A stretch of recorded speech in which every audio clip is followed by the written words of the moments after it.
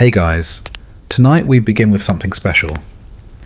This is a journey into a quieter corner of the past, where stories are not loud with battles or victories, but soft with the small rituals that came before an ending. History often feels heavy with noise, but when you lean closer, it also carries a hush, an undertone that lingers like breath on stone.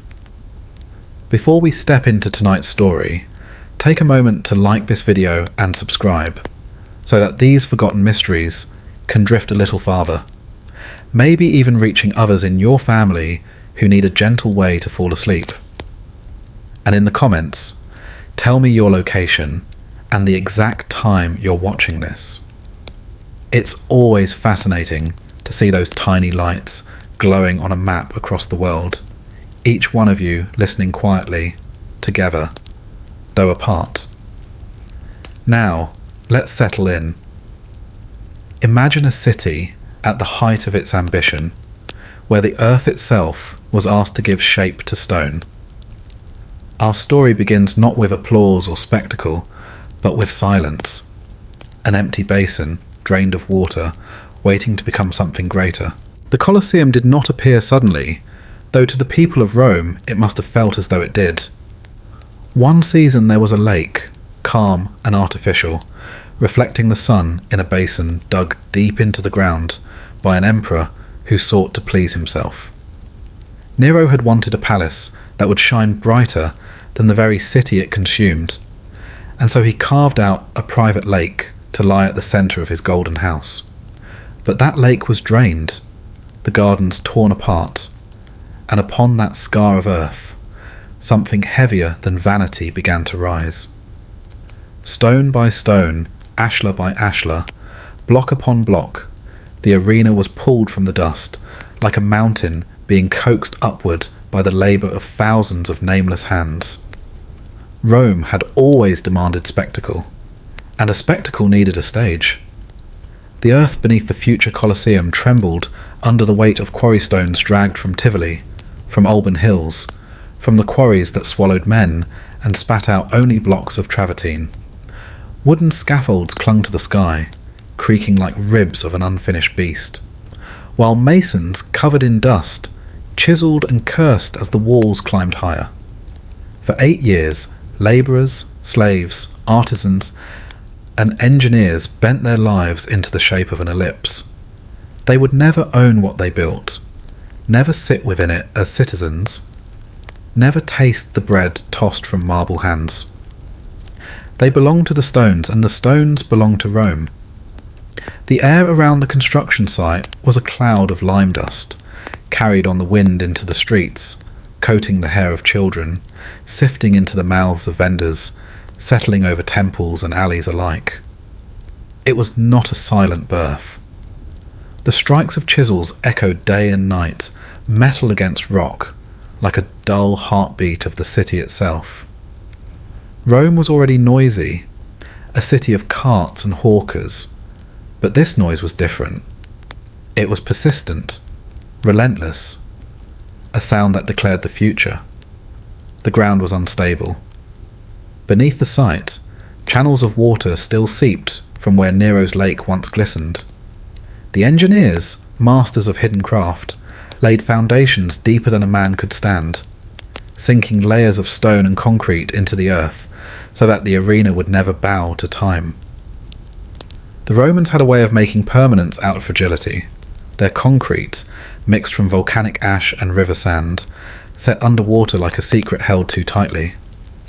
And so the base of the Colosseum hardened, not in weeks, but in centuries. From that foundation rose arches, and the arches multiplied like waves. Each arch was both doorway and skeleton, curved frames that bore the strain of the growing walls. Through these arches, the citizens would one day pour in, thousands upon thousands, their sandals scratching against stone steps, their voices weaving into a roar that would rise like a storm. But at the moment of its building, these arches framed only the sky. The amphitheatre grew layer upon layer, tier upon tier, a crown of stone. Each tier was a promise to a different kind of Roman. At the top, where the wind was sharpest and the sun most blinding, stood the wooden seats of the poor, the plebeians who would squint down at the spectacle from the heavens, their necks aching, their voices carrying anyway. Below them were the merchants, the artisans, the citizens who had carved out modest lives. Lower still sat the knights, draped in brighter cloth, their seats cushioned by proximity rather than padding. And nearest the arena floor, where blood would fall thickest, sat the senators, the priests, the emperor himself. The stones told the story of Rome's hierarchy as clearly as any law. It was not only stone that rose, but iron. Chains, pulleys, and lifts embedded into the very belly of the Colosseum allowed for motion within stillness. From the earliest sketches, engineers planned a machine as much as a monument. Beneath the stage, darkness would stretch into a labyrinth of corridors where slaves and animals waited. Wooden elevators, powered by men straining in shadows, would heave cages upward until trapdoors burst open into daylight. This was not mere building. It was invention on a scale that blurred the line between theatre and war. By the time the outer wall gleamed in its full height, faced with travertine blocks so white they hurt the eye in sunlight, Rome understood it was no longer simply a city, but a spectacle in itself. The Colosseum stood as proof that Rome could command not only men and land, but also time and memory. It dwarfed the surrounding buildings, its curve embracing the air, its arches filled with statues of gods and heroes carved to remind every Roman that they lived in the shadow of divinity. The inauguration came under Titus, son of Vespasian, and it was announced not as an opening, but as a gift. For 100 days, games would unfold within the new arena, beasts unleashed, men sacrificed, water flooding in to mock the sea. The people gathered, filling the seats until stone itself seemed to breathe under their weight. The stones that had risen from the earth now bore the living pulse of Rome. If you had stood there, newly arrived from some quiet province, you would have felt small. The sheer wall of seats climbing into the sky, the polished marble glowing, the bronze fittings glinting like fire, all of it would press upon you, not as architecture, but as power made visible. The Colosseum was not built for comfort. Its steps were steep, its benches hard, its corridors narrow. It was built to hold a city within a circle, to remind each soul of their place, and to swallow noise until it became thunder. But stones remember more than applause. Beneath their weight lay the cost, the labourers who never saw their families again, the slaves whose hands bled on lime, the quarrymen crushed under shifting rock. The Colosseum rose not just from the earth, but from the exhaustion of countless lives poured into its shape. Even when filled with laughter and cheers, the walls held the silence of those who could not speak. As the sun set on its first games, shadows stretched across the arena floor, and the stones cooled under the evening breeze. Birds circled above, landing on the upper arches as if roosting on the shoulders of a sleeping giant. Rome went about its business, fires lit in 10,000 hearths, bread baked, wine poured. Yet the Colosseum remained, its arches darkened, its gates shut, a hulking reminder that by dawn it would demand blood again. The stones had risen from the earth, and they would not return. They stood as Rome's monument to itself, unyielding, patient, eternal. And anyone who walked beneath those arches, whether senator or slave, felt the same truth, that this was no mere building. It was a mouth that once fed would never close, waiting for the next offering. When the Colosseum's stones were finally set, when its arches cast long shadows across the Roman streets, the city stirred with anticipation. Rome was not simply a city of politics, temples and trade, it was a city that lived by appetite, not only for bread, not only for wine, but for something far more consuming. Its heart beat with the promise of spectacle, and that promise was bound in blood. The people of Rome woke with the knowledge that entertainment was not a luxury, but a necessity. Crowds filled marketplaces, chattering not of wars at the empire's edges, or taxes demanded by distant governors, but of which beasts might be unleashed, which gladiator had trained in which school, which condemned man might stumble into the sand before the week was out. Rumours flowed through the streets faster than the Tiber. A lion from Numidia, someone said. A rhino from far beyond Egypt, someone else whispered. Exotic creatures, half mythical to the ordinary citizen, would be brought before them and made mortal by the arena's cruelty. Rome was a city of hunger. The bakeries released the smell of coarse bread at dawn. The taverns poured watered wine, but neither could fill the emptiness that gnawed at the crowd's spirit. For this hunger was not in the stomach, it was in the eyes. The Colosseum was their answer. The men and women of Rome craved a vision of dominance, a reassurance that their empire stretched across deserts, forests, seas, and mountains. Each beast dragged into the arena was proof that Rome could master the wilderness. Each man forced into combat was proof that Rome could master life itself. And so the citizens demanded more. They did not ask gently, they pressed with the weight of the multitude. Emperors, senators, and magistrates bent beneath the pressure of public desire. The phrase bread and circuses was not a poet's jest. It was a truth as real as stone. Without games, the people would grow restless. Without blood, the people would grow dangerous. A ruler who withheld spectacle risked revolt as surely as one who withheld food. Vendors outside the Colosseum knew this rhythm well. They shouted of honey cakes and roasted chestnuts, their cries mingling with the bleating of animals brought for sacrifice. Families streamed in, fathers lifting children onto their shoulders so they might glimpse the upper arches. The poor brought nothing but their sandals, their cloaks pulled tight against the morning chill, while the wealthy arrived with servants, cushions, and baskets of figs. But all shared the same appetite once inside. Hunger levelled them. The senators, wrapped in white-bordered togas, spoke softly among themselves, their voices carrying the tone of detachment. Yet when the gates thundered open, and the first creature stumbled onto the sand, even their faces betrayed the same gleam that lit the eyes of the butcher's apprentice beside them. For in that moment, Rome ceased to be a collection of classes.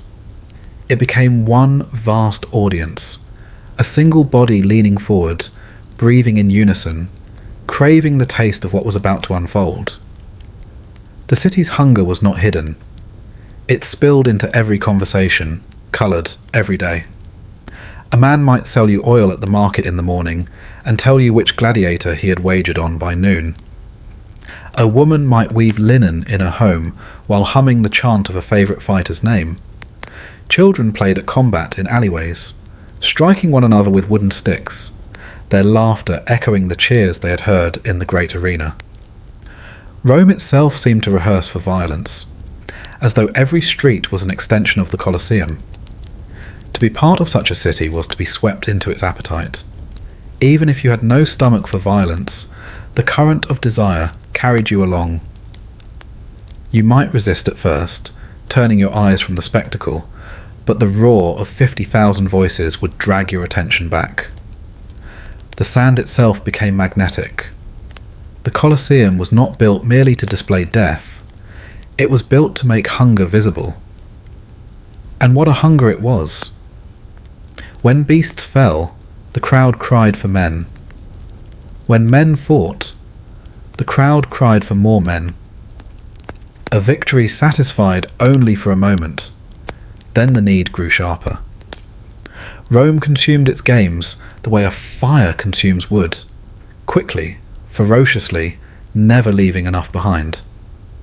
The organisers, desperate to appease this endless craving, scoured provinces for animals, slaves and criminals.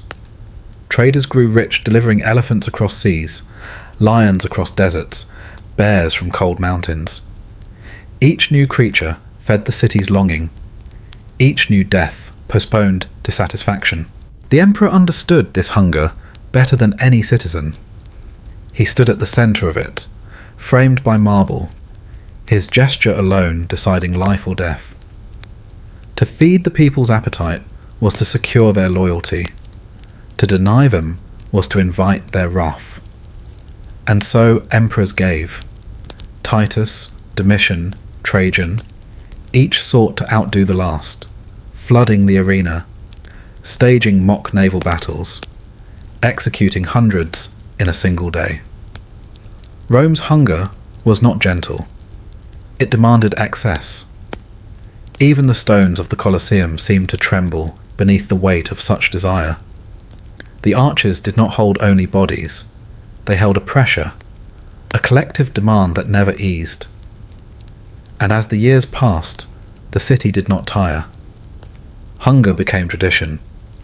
A boy who cheered as a child became a man who brought his own son to cheer. A crowd that had once gasped in shock at the sight of one beast slain now demanded dozens in an afternoon. What Rome hungered for was not survival, not nourishment, but reassurance of its own might. Blood on the sand told the story more clearly than speeches in the forum. The empire was strong because it could kill, endlessly, and make killing beautiful to watch. The people of Rome were not ashamed of this hunger. They embraced it. They wore it like a second skin, a proof of belonging. To sit in the Colosseum and feel nothing would be to stand apart from Rome itself. The city that hungered for blood was not cruel by accident. It was cruel because cruelty united it. No one escaped the appetite, not the poor crammed on the wooden benches, not the patricians shaded by canopies. And if you were to find yourself among them, drawn into that roar, you would discover how quickly the hunger infected you. 1,000 strangers around you chanting for death, their voices crashing like waves, would leave you little choice but to join in. For Rome was not only a place of laws, arches and aqueducts. It was a city whose pulse quickened at the smell of dust and iron. A city whose breath caught at the sight of a blade piercing flesh. A city that had taught itself, year after year, century after century, that to be Roman was to crave the sight of another's end. And so the Colosseum never lacked an audience. It was not the emperors alone who demanded the games, nor the senators who financed them, nor the traders who supplied them.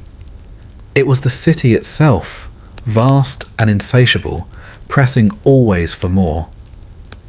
The Colosseum rose from the earth, but Rome's hunger gave it life. To feed a city that never stopped hungering required more than bread, more than the chatter of rumour, or the promise of games to come. It required an emperor who could stand before the people not simply as a ruler, but as a giver. The Colosseum was not merely architecture, it was generosity carved in stone, a monument to power disguised as a gift. And the people of Rome accepted it, not with gratitude, but with expectation. An emperor's gift was measured not in statues or temples, but in days of spectacle. Titus knew this when he first opened the arena. 100 days of games stretched before the city like an endless feast. The people poured in, filling the seats until the stones seemed to shudder under the weight of their bodies. For Titus, the act of giving was not kindness, it was survival. To give the crowd blood was to secure their loyalty, to silence whispers of doubt, to bind the empire together with sand and steel. The emperor's seat was not only higher than the rest, it was heavier. Every gaze turned toward it, every voice waited for it. He sat framed by marble, golden light reflecting off his garments, Yet his presence was not ornamental. At a flick of his wrist, men died or lived. At the tilt of his thumb, the hunger of the crowd was either fed or denied. His gift was choice itself, parcelled out in moments of cruelty and mercy. But mercy was not always welcomed. The people clamoured louder for blood than for reprieve. An emperor who spared too often risked appearing weak, and weakness was dangerous in a city that equated power with violence. So even mercy became performance, calculated and rare, offered not to soothe the condemned, but to remind the crowd that their ruler's will stood above even their own cries. The emperors who followed learned the lesson well. Domitian expanded the spectacles, summoning beasts from distant lands, commissioning machines that made the arena floor vanish, swallowing men and animals into the earth. Trajan staged games so vast that 40 days passed before the blood stopped flowing. Each ruler sought to outdo his predecessor, to ensure that his gift lingered longest in the city's memory. For in Rome, memory was loyalty, and loyalty was survival. Yet every gift carried its shadow. The emperor gave the games, but the people demanded more with every offering. 100 days became a standard. Hundreds of beasts slain in one afternoon became expectation. To gift the city was to bind oneself to an appetite that could never be sated. And though the emperor sat in marble, he was no less captive to the crowd's hunger than the gladiator waiting in the tunnels below. Still, the ritual of giving endured. The people gathered in their tens of thousands, morning after morning, their sandals clattering on stone, their voices rising like incense into the sky. They came not simply to watch, but to receive. And the emperor, seated in his high place, played his part as giver, even as he too was consumed by the endless cycle of appetite and spectacle. The Colosseum became the stage not only of combat, but of power itself. Every roar of the crowd, every cry for death, echoed the emperor's strength.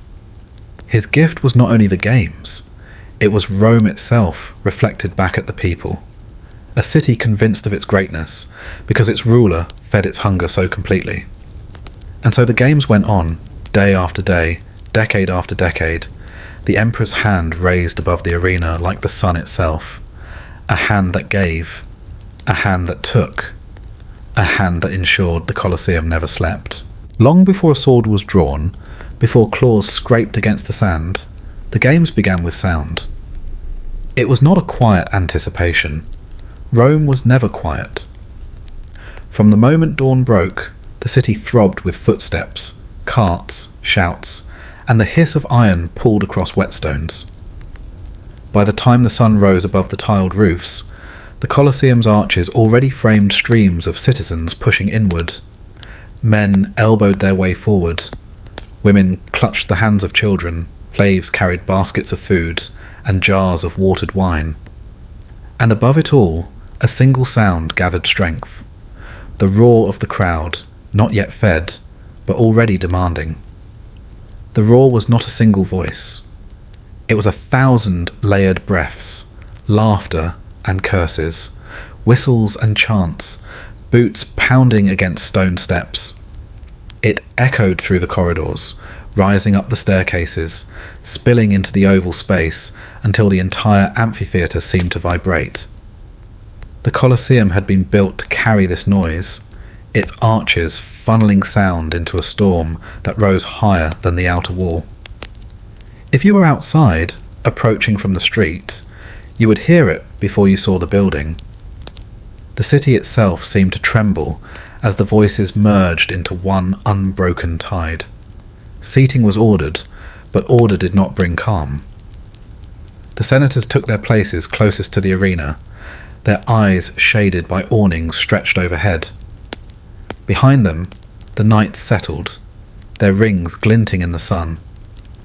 Beyond them climbed the mass of citizens, their benches crowded, knees pressed against backs, the smell of sweat and dust heavy in the air. At the very top, almost lost against the sky, the poor jostled for space, clinging to their wooden seats, straining to see the arena far below. Each tier had its view, but every voice carried equally into the storm. Children squealed with excitement. Merchants called out wagers. Priests murmured prayers, while above the emperor sat in calm stillness. His presence anchored the chaos.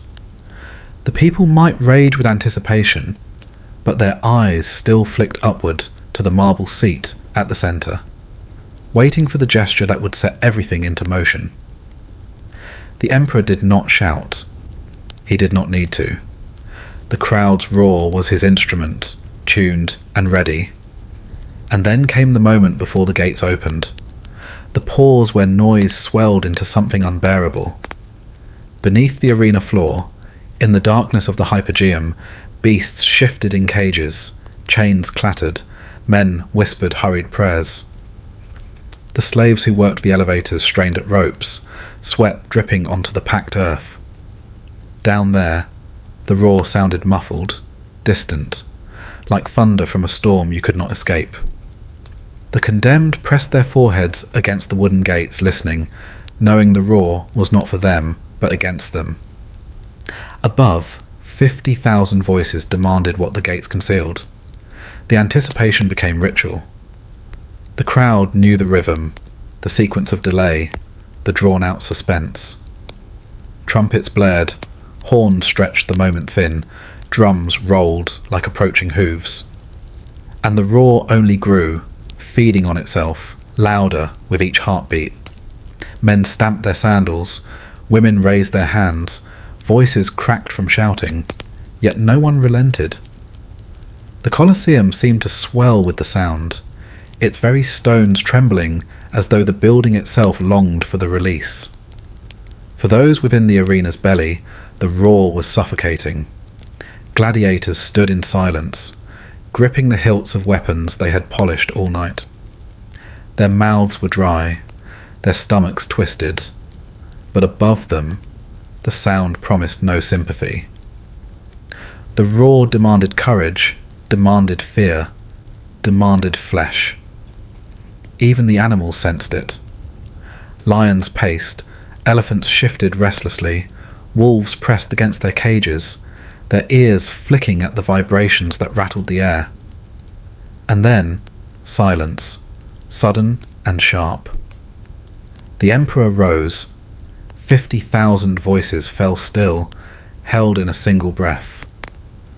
The trumpets lifted once more, a blare that pierced the quiet, and the gates creaked open. What had been roar transformed into explosion. The people surged forward, not in body but in sound, their voices erupting as the first figure stumbled into the blinding light of the arena. The anticipation broke into frenzy, and the games began. The roar before the gates opened was as vital to the games as blood itself. It was the sound of Rome rehearsing its cruelty, preparing its appetite. It was not a hunger kept secret. It was shouted into the air, woven into the very stones. To sit among that crowd was to be consumed by the noise, to feel it pressing against your chest, rattling your bones, filling your ears until thought itself drowned. It was not simply the beginning of a spectacle. It was the city reminding itself of what it demanded, what it deserved, what it had become. The roar was a promise that something inside those gates would die, and that its death would belong to Rome. The sand of the Colosseum was no ordinary ground. From the seats it looked pale, soft, almost clean beneath the morning sun, but to stand on it with bare feet was to understand its true nature. Each grain was heavy with memory, stained by what it had absorbed. It was not simply sand, it was the skin of the arena, a surface meant to drink, to conceal, and to betray. The Romans called it harina, a word that whispered of its purpose. The floor of the Colosseum was not paved in stone, but layered thick with this sand, carried in from riverbanks and coastal shores. It was chosen for its ability to soak up blood quickly, to keep the ground from becoming a slick of iron and water. To the crowd, this meant nothing. They saw only the pale spread of the arena, raked smooth before each contest, reset as though the day before had never happened. But those who stepped barefoot onto it knew otherwise. The softness gave way under their weight, shifting like a shallow tide, swallowing the certainty of their stance. Imagine standing there, the sun burning above, 50,000 eyes pressing down, your bare feet sinking into that deceptive surface. Every step was treacherous. Sand clung to the skin, slid beneath the toes, shifted just when you needed firmness. For a gladiator, this meant every movement had to fight against the earth itself. A sword swing slowed by a slipping heel, a desperate turn betrayed by the shifting ground. It was as much an enemy as the opponent across the ring. And yet the sand was not neutral. It favoured the arena. It masked the small pools that formed when a vein was cut. It hid the trails of those who crawled and fell. Blood darkened it quickly, then vanished beneath the rake of attendants, as though nothing had happened. What looked like a fresh stage at dawn was in truth a graveyard disguised, layer upon layer of grains packed with iron, bone, and ash. The Colosseum was fed, and the sand was its tongue. The crowd loved the sight of crimson blooming against that pale surface. They watched as men slipped, their bodies stained, their struggles written in lines that stretched across the ground. Children pointed to the marks left by fallen animals, deep gouges where hooves had skidded, dark pits where claws had struck. But when the next combat began, the traces were gone. Slaves worked swiftly, raking and smoothing, scattering new sand until the floor looked untouched. To the audience, it was endless spectacle. To those below, it was erasure. Nothing they suffered would leave a mark that lasted longer than the afternoon. And the sand was not only for men. When animals were released, their paws struck it uncertainly, lions from the African plains slipping on grains foreign to them, bears swiping at a surface that yielded beneath their weight. The Romans delighted in this disorientation, for even nature itself seemed to bow before the Colosseum. No beast could stand steady on a ground designed to betray it. The sand did not belong to the wild. It belonged to Rome. But imagine again your bare feet pressing into it.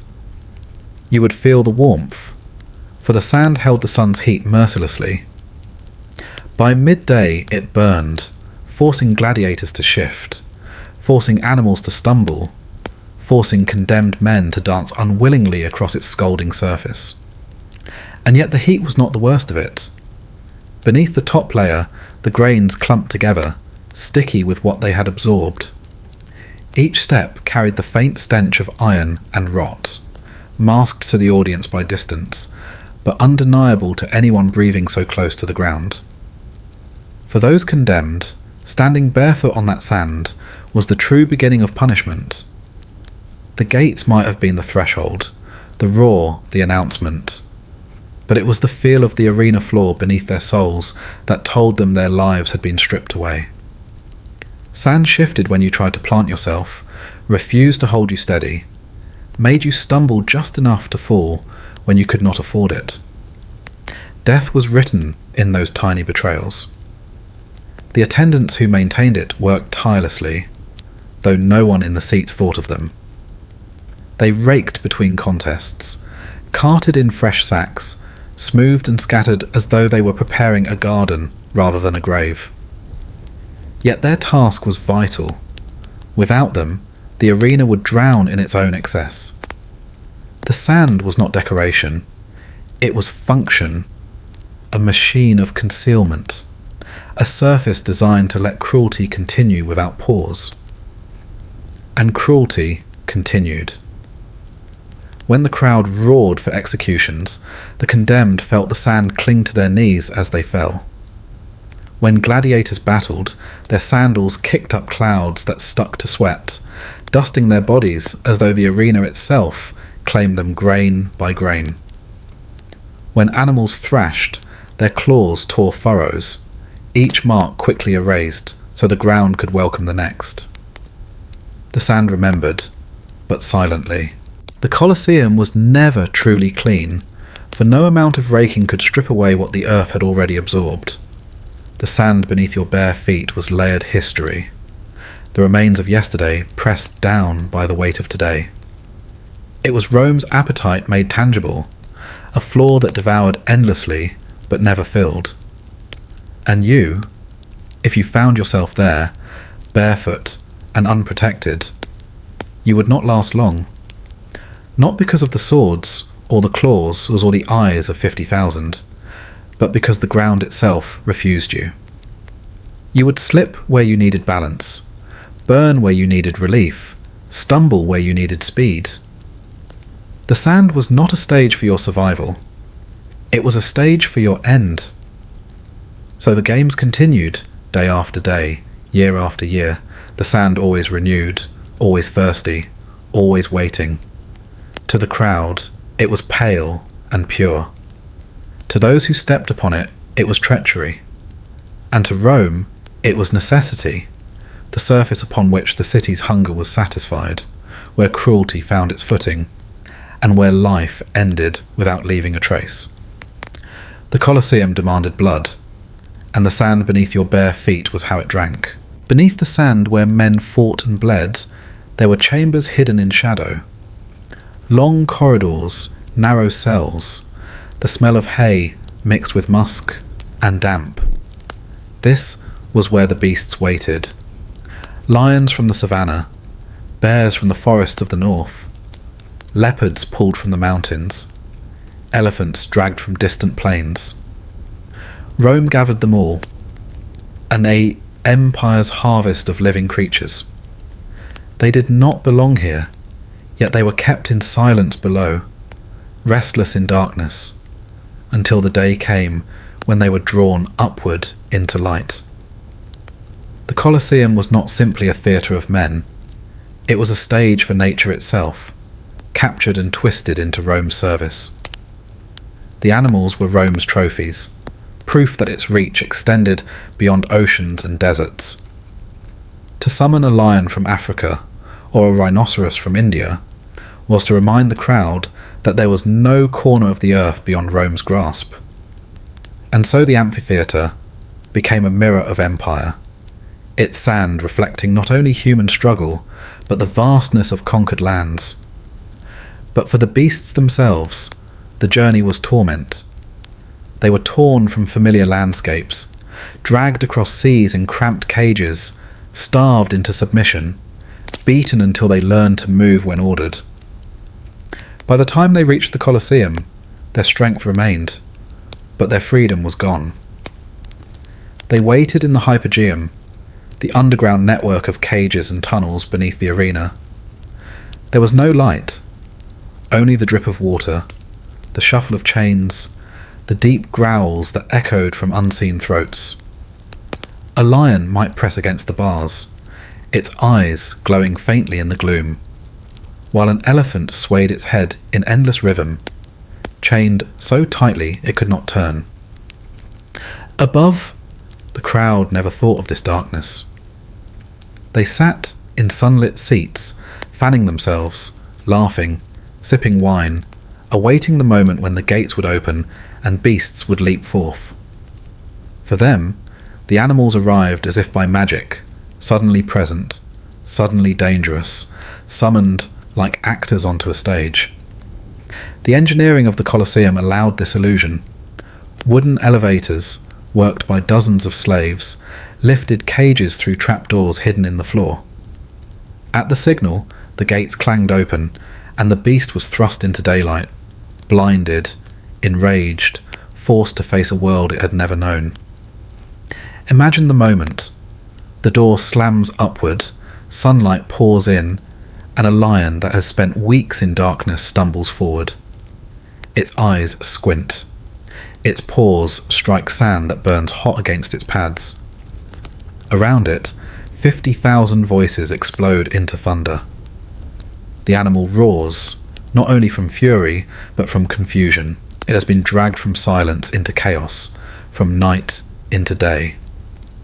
And before it can gather itself, a spear flashes, or a man with net and trident steps forwards, or another beast is released to clash against it. The Romans loved these moments most. To them, the arena was not only a contest of men, but of worlds colliding. The sight of a leopard leaping onto a stag, or a bear grappling with chained dogs, was spectacle enough to draw gasps and laughter. Sometimes the animals were pitted against one another.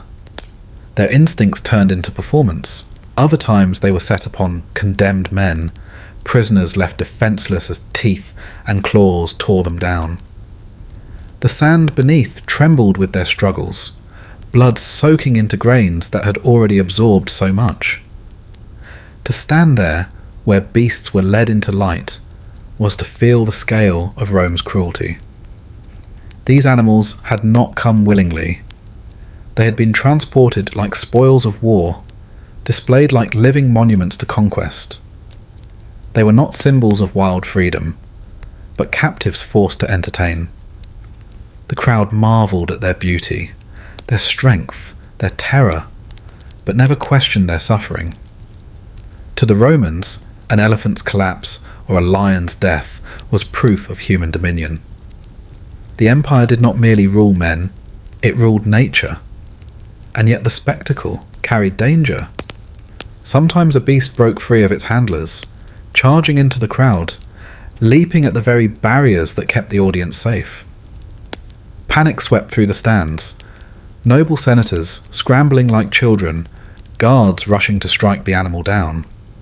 These moments thrilled the people even more, for they revealed the razor's edge on which the games balanced. The Colosseum promised control, but inside it pulsed the possibility of chaos.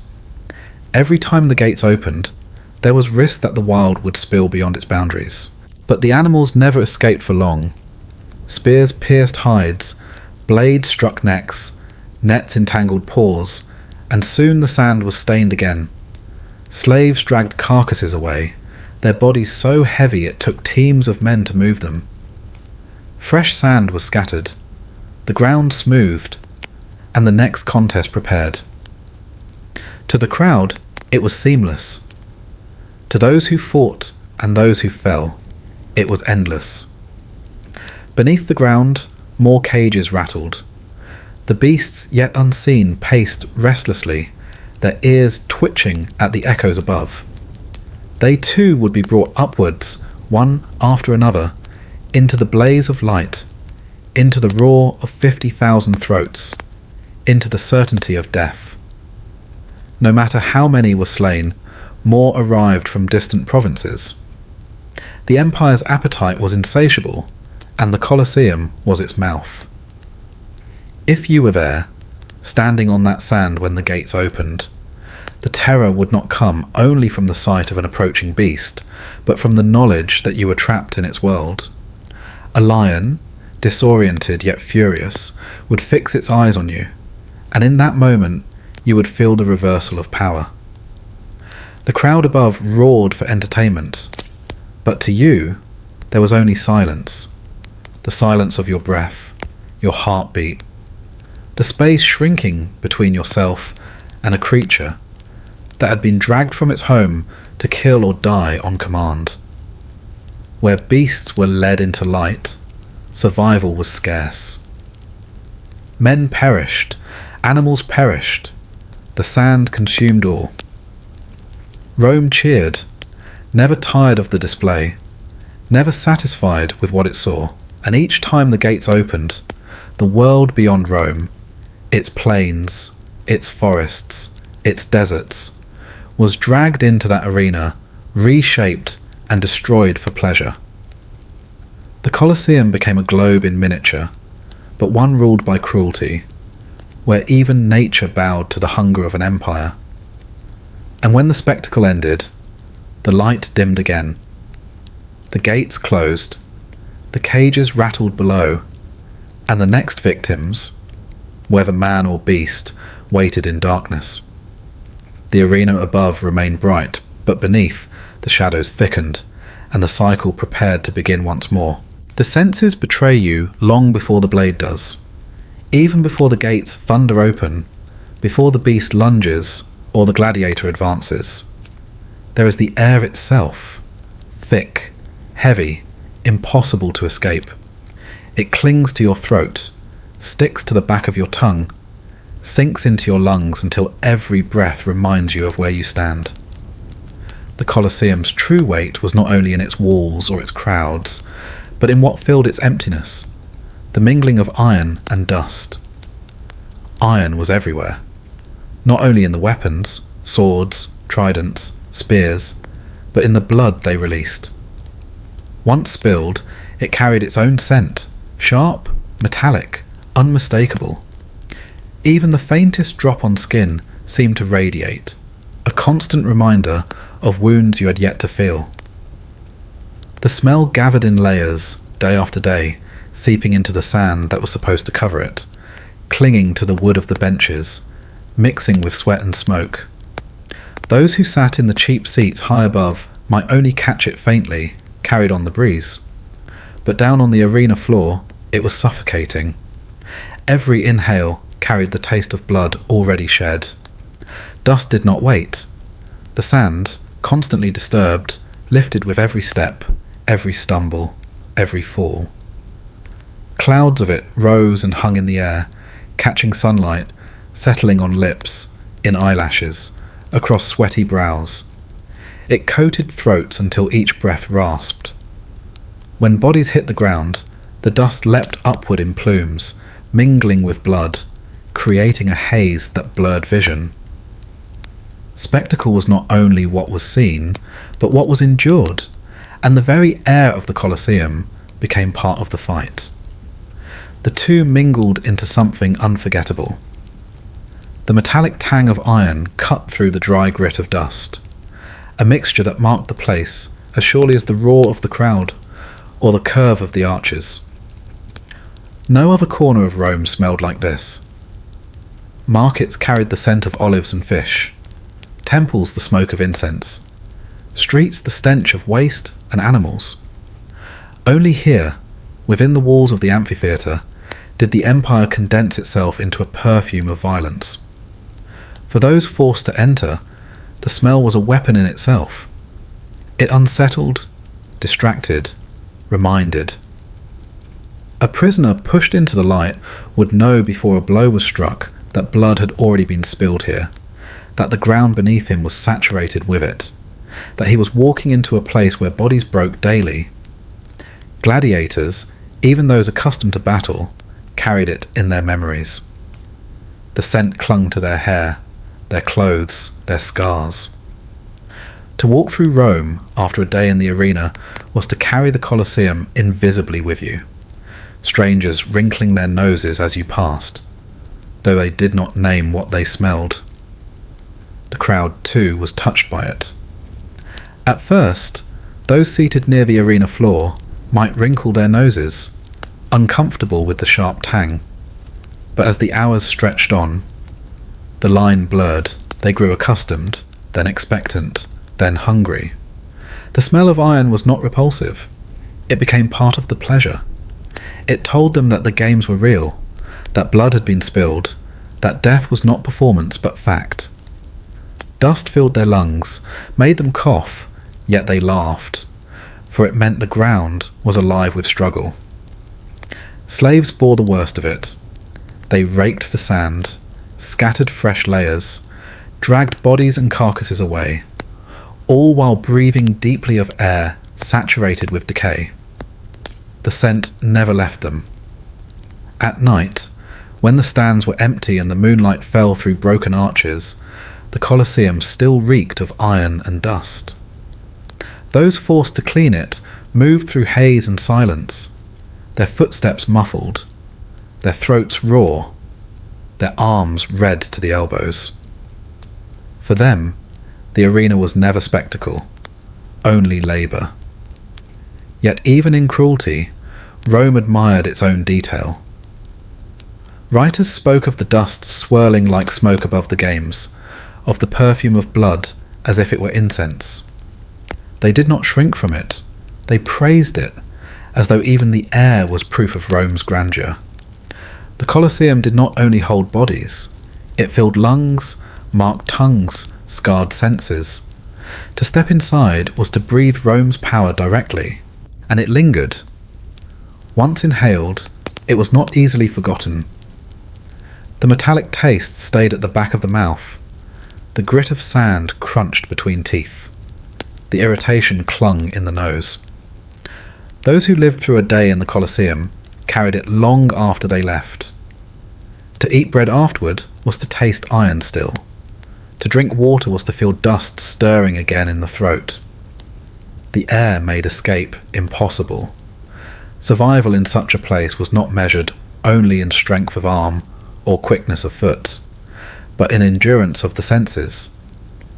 To withstand the constant haze, the cutting stench, the burning lungs, that was survival too. Yet most faltered. Breath grew shallow, throats cracked, vision blurred, until the body surrendered not only to blades, but to the atmosphere itself. The Colosseum killed with weapons, but it weakened first with what could not be seen. Above, the crowd scarcely noticed their own discomfort. They cheered louder, drowning out coughs. They flung dust from their cloaks, wiped sweat from brows, but did not leave. For them, the smell was proof that Rome still ruled, that death could be summoned for their amusement. They inhaled it willingly, even eagerly, as though partaking in a feast. Iron and dust became the flavour of empire. And when the day ended, when the last body had been dragged away and the last torch extinguished, the arena floor fell silent. Yet the smell did not vanish. It clung to the stones, to the sand, to the tunnels below. It seeped into memory, ensuring that anyone who had breathed it once would carry it forever. The Colosseum did not merely scar the flesh of those who fought, it scarred the air itself, turning breath into another form of submission. In that place, survival was not only a battle against beast or man, it was a battle against the very air you breathed, an invisible enemy that filled your lungs with the taste of iron and dust until there was no difference between the world outside your body and the violence consuming you within it. Beneath the shouts of 50,000 voices, beneath the clash of steel and the scrape of claws, there was another world that most never saw. The Colosseum did not end with its stone seats, or even with the sand where blood was spilled. Underneath it stretched a labyrinth of shadows, chambers cut from earth and reinforced with timber, tunnels that coiled like veins beneath a beating heart. Few who sat in the blazing sun above thought of this underworld, yet without it, the spectacle could not exist. Here the air was damp, carrying the drip of water and the musk of animals. Torches guttered in the stale draught, their flame bending as if unwilling to linger. The walls sweated, beads of moisture running down rough stone, staining the floor dark. Iron bars marked the spaces where lions and leopards paced in darkness, their eyes catching the glow with faint sparks. Chains rattled as elephants shifted restlessly, their massive bodies trapped in spaces far too narrow. Wooden cages groaned under the weight of beasts pulled from distant lands. The tunnels were alive with breath, with growls, with the scratch of claws and the shuffling of feet. But not only animals waited here. Men too were kept in the shadows. Prisoners condemned to execution sat on the cold stone, wrists bound, their eyes wide in the flickering torchlight. Some muttered prayers, some rocked silently, others stared blankly at the wall as though it could swallow them whole. Their ears caught the muffled roar above, a sound like thunder that came from a world they could not yet see. They knew that when the trapdoors opened, It would not be mercy waiting for them, but a stage from which there was no return. Gladiators moved through these tunnels as well, though not like the condemned. Their steps were deliberate, their faces grim. They knew this place, had walked it many times, could feel the rhythm of its spaces beneath their feet. Yet even they felt the weight of the shadows. Here, before the fight, silence pressed against them heavier than any armour. The knowledge of what lay above, the sun, the sand, the roar, was sharper when you stood below it, surrounded by walls that seemed to listen. The tunnels were not simple corridors. They were machines in themselves. Slaves worked in the dark, pulling ropes, guiding platforms, readying pulleys that would lift cages and fighters alike into the arena. Trapdoors above stood ready to spring open at the signal, releasing beasts or men as though conjured from the earth itself. To the crowd, it was magic.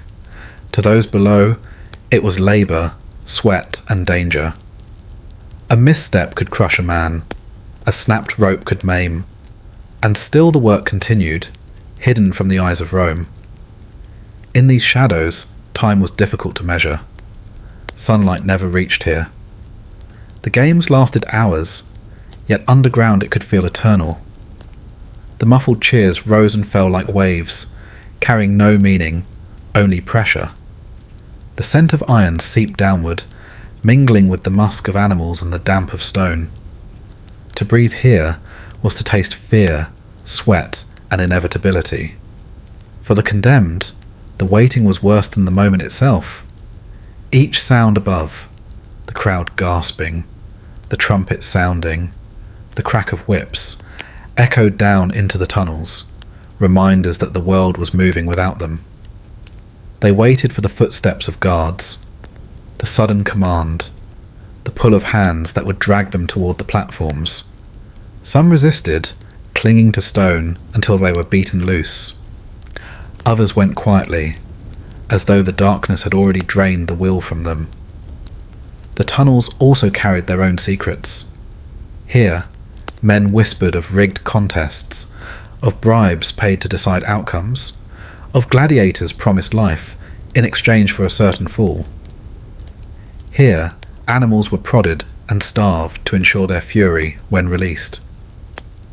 Here, slaves spoke in hushed tones of escape, though they knew the labyrinth's only exits led upward into sunlight and spectacle. The tunnels kept all voices, swallowed them in stone, and betrayed none. The engineers of Rome had designed them carefully. Ramps curved away from view, doors hidden by sand above slid open without warning. Mechanisms creaked and groaned with precision. To the crowd, the sudden appearance of a rhinoceros or a gladiator bursting from the ground seemed effortless, a miracle of theatre. But beneath, dozens laboured in sweat and shadow, unseen, unheard, their toil as invisible as the tunnels themselves. And yet, the shadows were not lifeless. They pulsed with dread, with the knowledge that everything below existed only to feed the hunger above. Every torch burned, not for those who worked here, but to keep ready what the Colosseum demanded: men, beasts, and death. The tunnels were arteries, carrying blood to the heart of the Empire's grandest spectacle. If you found yourself standing here, waiting in the dark, the silence would gnaw at you more fiercely than hunger. You would hear the pacing of lions, the mutter of prayers, the snap of ropes, the dull thud of mechanisms. You would feel the stone cold against your back, the torchlight flicker across your skin. Every sound from above would press harder into your chest, until you could not tell whether your heartbeat followed the rhythm of the crowd or defied it. And then the moment would come. A door creaked open, chains rattled, a guard barked your name or pulled at your arm. The platform loomed, the rope tightened, the elevator groaned, and the shadows around you shifted. Light widened above as the trapdoor began to rise. You would look up, blinded before you even left the ground, and know that the shadows had done their work. They had prepared you, broken you, and now they delivered you into the blaze of the arena. The tunnels would swallow the next in line. Another man, another beast, another set of footsteps dragged through darkness toward the same fate. The shadows did not rest. They lingered, waiting, always filled, always ready. Above, the Colosseum thrived on spectacle, but below, in silence and shadow, its machinery never slept. When the trapdoors opened and the figures emerged into the light, the crowd's roar was never left alone. It was shaped, carried, and sharpened by music. The Colosseum was not only an arena of blood, but a theatre of sound, orchestrated carefully so that no silence could ever settle. No pause could ever let unease sink too deeply into the people's minds. Above the cries of men and beasts, there rose a tide of horns, flutes, and drums, weaving their noise into the very fabric of the games. From the stands you might first hear the deep thrum of drums, steady as a heartbeat. They guided the rhythm of the spectacle, marking the beginning of combat, quickening when blood spilled, rising to a frenzy when a final blow approached. Then came the horns, long bronze instruments that blared triumphantly, filling the air with a resonance that rattled ribs. They called for silence before an emperor's gesture, then shattered it again in a surge of triumph when a fighter fell. Flutes threaded between these booms and blares, their high, piercing notes darting like birds above the storm, sometimes eerie, sometimes jubilant, but always relentless. Together, the instruments did not simply accompany the games. They consumed them. They overpowered the cries of the dying, the screams of those torn apart, the panicked shouts of those thrown to beasts. To the crowd, the cries became part of the rhythm, muffled beneath layers of melody and percussion until they were indistinguishable from performance. Sound was weapon and balm, both. It thrilled, it distracted, it masked. Imagine the moment. A condemned man is dragged into the sand, trembling, his voice breaking as he begs the crowd or the gods. Alone, his cry would pierce the air. But it is never left alone. A drum roll swells, a flute pierces sharp, horns blast a fanfare, and the man's voice is swallowed whole. The audience is not asked to listen to him, only to the music. His humanity is drowned, leaving only spectacle. The musicians themselves were seated in galleries, built into the structure, their presence almost invisible to the casual eye. Yet they were as essential as the gladiators, as vital as the sand itself. Trained in military rhythm, theatre timing, and religious ritual, they could summon awe with a single note. When emperors wished to honour the gods, the music turned solemn, echoing hymns carried from temples. When games demanded laughter, the tunes became playful, urging the audience to cheer as though it were a festival. The soundscape shifted constantly, moulding emotions as easily as a sculptor shapes clay. Noise was more than ornament. It was control. A restless crowd could turn dangerous. Silence could invite thought. Rome had learned long ago that to keep the masses content, their senses must be filled at every moment. Bread filled the stomach, blood filled the eyes, and music filled the ears. It ensured there was no room for doubt, no pause to wonder whether the cruelty unfolding might one day extend to them. It was easier to cheer when trumpets blared than to sit with the raw cries of pain. The layering of sound had another purpose too. It elevated the games beyond slaughter. Without it, the sand might have felt like a slaughterhouse, raw and ugly. With music, it became theatre.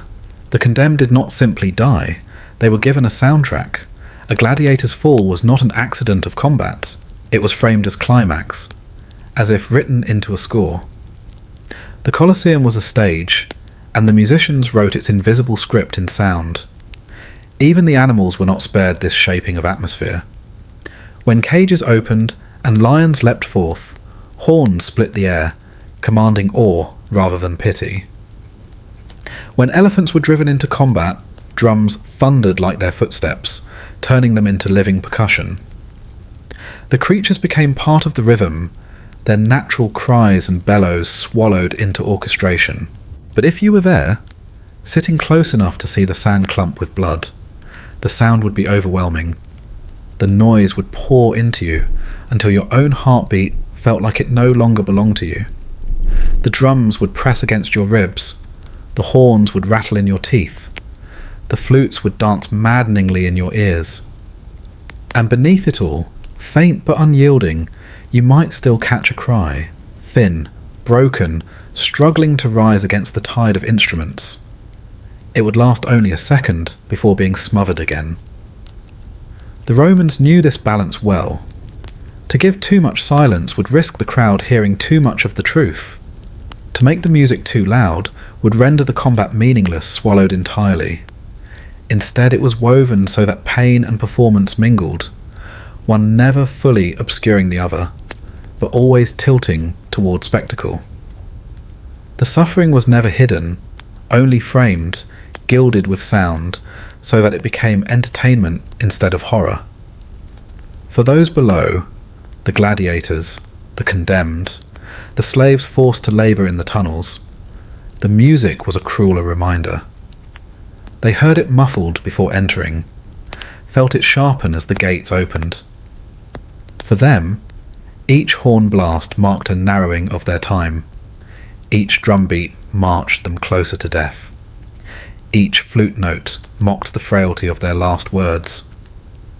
To the crowd, the music was triumph. To those who fought, it was a dirge disguised in celebration.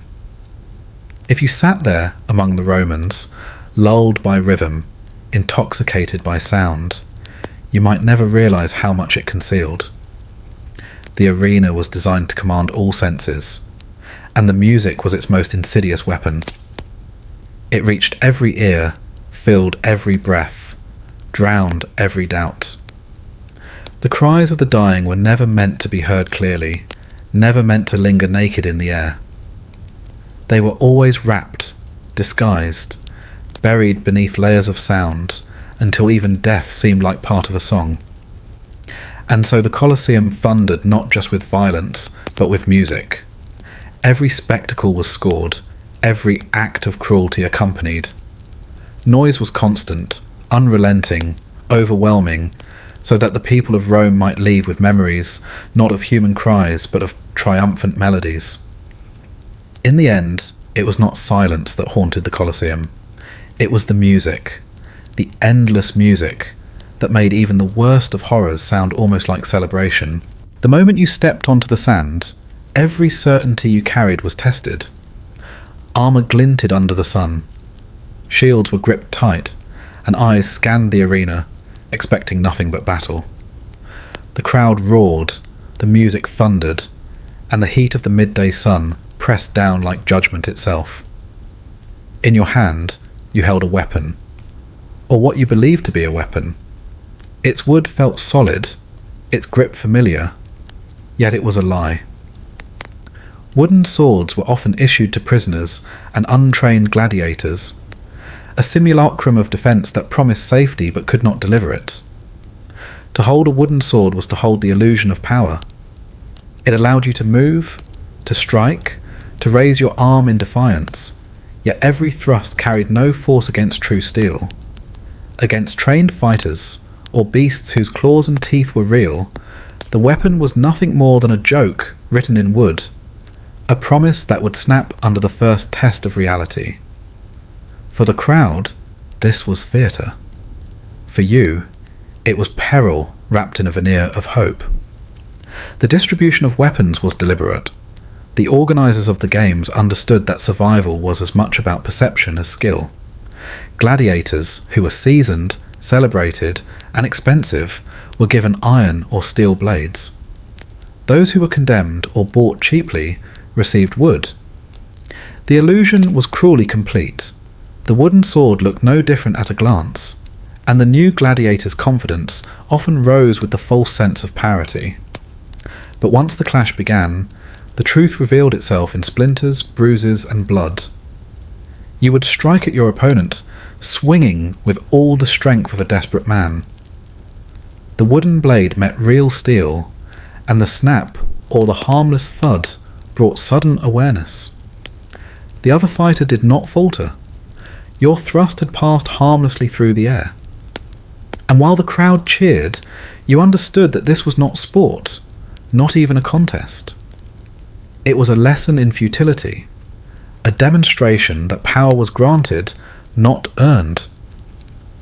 The Colosseum was less an arena than a teacher of realities that none wanted to know, least of all those sent to die. Even animals could expose the lie.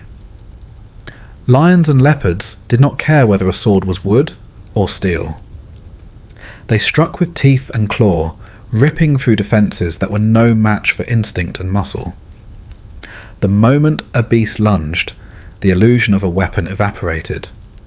A wooden sword could not block, could not deflect, could not pierce. Only flight, agility, or sheer luck determined survival.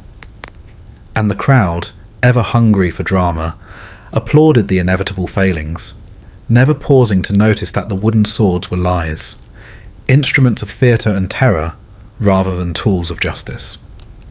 The design of this deception extended beyond the weapons themselves. Even training was sometimes a farce. Novices were shown how to swing, how to parry, how to advance. The motions were precise, the exercises methodical, but in the arena, with a real opponent, the truth revealed itself. Practice had been a mask, skill limited to the stage, insufficient for actual combat. Wooden swords were part of this charade, part of a system that shaped perception more than reality, preparing the body to move, but leaving the spirit exposed. The psychological impact was profound. You entered the arena believing you were armed, believing in your chance, and the wooden sword taught another lesson as soon as the fight began. Belief alone does not defend you. Each swing wasted, each parry failed, each impact deflected, and the heat of the sun and the press of the crowd pressed harder. Confidence eroded rapidly, replaced by adrenaline, terror, and a narrow focus on survival. The illusion was a teacher of fear, conditioning every movement with the knowledge that the world outside this arena had no interest in fairness. The spectators were complicit, though unaware. To them, the wooden sword was real enough, part of the story unfolding. They roared at the swings, cheered the feints, gasped when someone fell. But they did not see the construction of fate beneath their eyes. They did not notice that a blade meant only to look lethal, could not save a life, could not shield against what was coming. All they saw was the performance. All they heard was the music. All they felt was the surge of the crowd. The truth of the weapon was hidden in plain sight, visible only to the one who held it and the one whose teeth might meet it. Even seasoned gladiators understood this danger. Training and experience did not guarantee safety when wooden swords entered the fray. It required strategy, deception, and speed. Feints could save a life, movement could create openings, and the unpredictable nature of the fight could still turn in favour of the clever. Yet every match with a wooden sword was a gamble. Luck could outweigh skill, and failure was punished immediately. The Colosseum demanded that the illusion be tested against reality, and reality was merciless. The wooden sword also taught humility. Men who had been strong, confident, and ready were humbled by the first clash. Pride had no place in the sand when the weapon you believed in could not protect you. Even a blow that would have staggered an iron-armoured opponent left only vibration through your hand, a reminder that hope without power was empty. Humiliation and survival intertwined, reinforcing the Colosseum's lesson that strength, preparation, and courage were never enough to overcome the system that governed life and death within those walls. In the end, the wooden sword was more than a weapon or a trick. It was a mirror, reflecting the fragility of human control. It showed that appearances mattered more than substance, that confidence could be manipulated, and that the arena's design extended beyond sand and stone into the very tools meant to defend life.